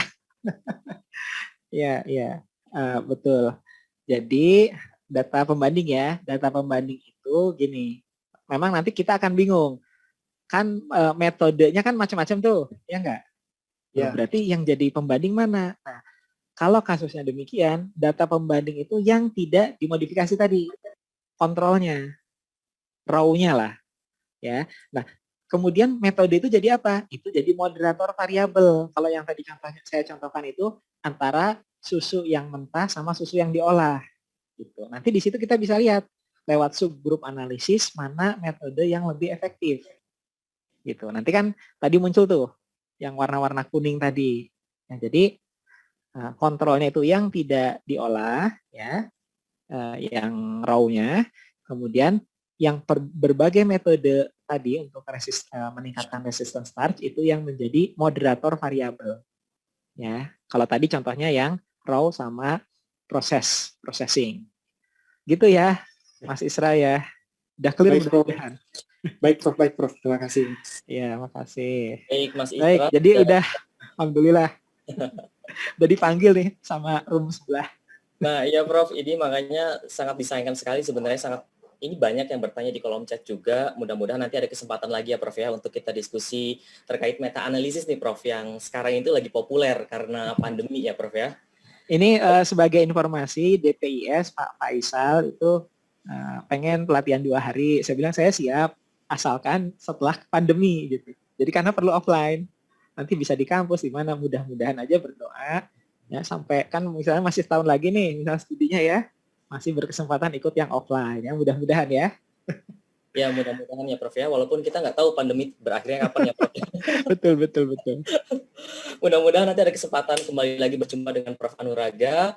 Baik, terima kasih banyak Prof sudah berkenan hadir, sudah berkenan memberikan materi yang sangat bermanfaat bagi kami semua di sini Prof, 432 partisipan. Mudah-mudahan apa yang disampaikan bermanfaat ya Prof ya. Amin, insya Allah. Ya, artinya bermanfaat bagi kita yang membutuhkan akan metode meta-analisis ini Prof. Terima kasih saya sampaikan sekali lagi Prof, sehat-sehat. Ya, rekan-rekan sekalian, berakhirlah kita di sesi acara pemaparan materi dan diskusi dengan Prof Anuraga terkait meta-analisis tadi. Terima kasih untuk kehadirannya. Saya mohon maaf apabila di dalam memandu acara ada kesalahan yang disengaja maupun tidak disengaja. Saya akhiri, sekian dari saya. Wabillahi wal taufiq hidayah wal inayah waridho. Assalamualaikum warahmatullahi wabarakatuh. Dan saya kembalikan ke moderator. Silakan Mbak Ayu. Baik, terima kasih.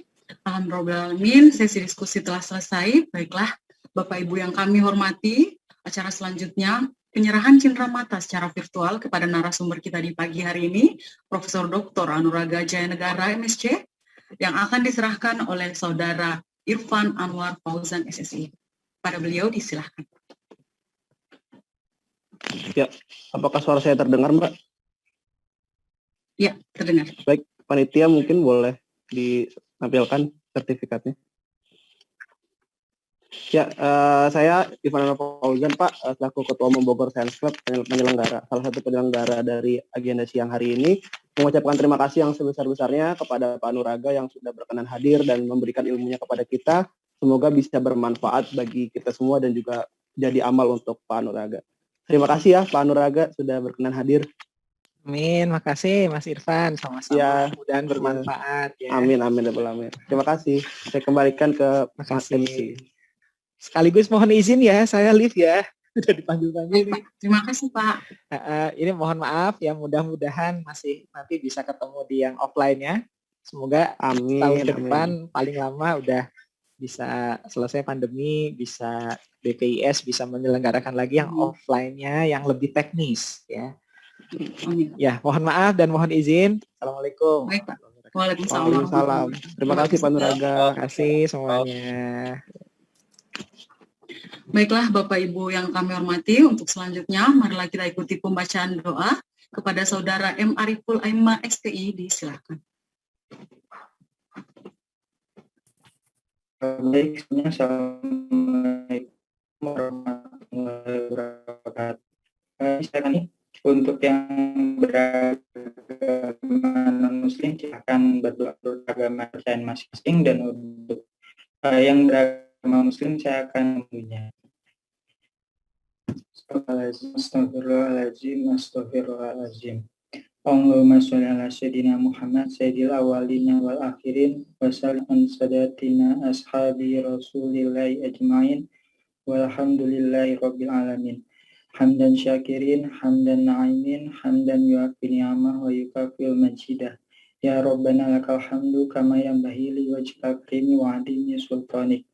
Allahumma inna nas'aluka salamatan fid dinina wa afiatan fil jasadina wa ziyadatan fil ilmina wa barakatan fi rizqina wa taubatan qabla mautina wa rahmatan indal mautina wa maghfiratan ba'dal mautina. Allahumma hawwin 'alayya fi sakaratil mautina wa najata minan nari wa afa indal hisab. Allahumma nawwir qulubana binuri hidayatika kama nawartal ardo binuri samsika abada wa alimna bima wanfa'na ya Rabbi bima alamtana khalisatan liwajhikal karim. Allahumma fir lana dunubana wa liwalidayna warhamhuma kama rabbayana shaghira. Rabbana tuzigh qulubana ba'da idh hadaitana wa hab lana min ladunka rahmah innaka antal wahhab. Rabbana atina fid dunya hasanah wa fil akhirati hasanah wa qina adzabannar. Subhana rabbika rabbil izzati amma yasifun wa salamun alal mursalin walhamdulillahi rabbil alamin. Wassalamualaikum warahmatullahi wabarakatuh. Waalaikumsalam warahmatullahi wabarakatuh. Baiklah Bapak Ibu peserta yang kami hormati, kami ingin menyampaikan kepada seluruh peserta untuk jangan lupa mengisi link absensi yang telah tertera di layar. Kemudian kami ingin izin menyampaikan juga bahwa besok pada tanggal 29 Agustus 2021 akan diadakan kegiatan open house dari Bogor Science Club. Diharapkan kepada peserta yang ingin mengikuti silakan untuk mengisi link pendaftaran yang tertera di layar.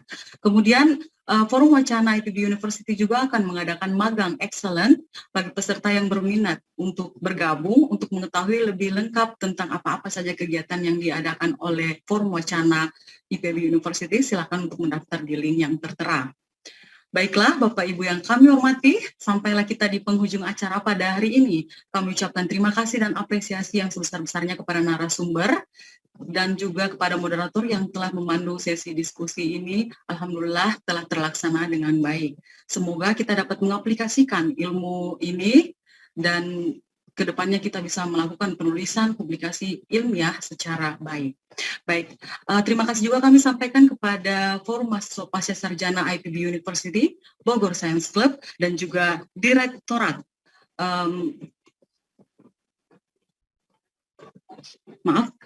terima kasih kami ucapkan kepada Forum Mahasiswa Pasca Sarjana IPB University, Bogor Science Club, dan juga Direktorat Publikasi Ilmiah dan Informasi Strategis IPB University yang telah memfasilitasi untuk terselenggaranya kegiatan ini. Saya mewakili seluruh panitia, mohon maaf jika terdapat kesalahan dan kekurangan atas penyelenggaraan kegiatan ini. Saya Raden Ayu Cahyani Alam, pamit. Wabillahi taufiq wal hidayah. Wassalamualaikum warahmatullahi wabarakatuh. Terima kasih semuanya. Waalaikumsalam warahmatullahi wabarakatuh. Waalaikumsalam warahmatullahi wabarakatuh.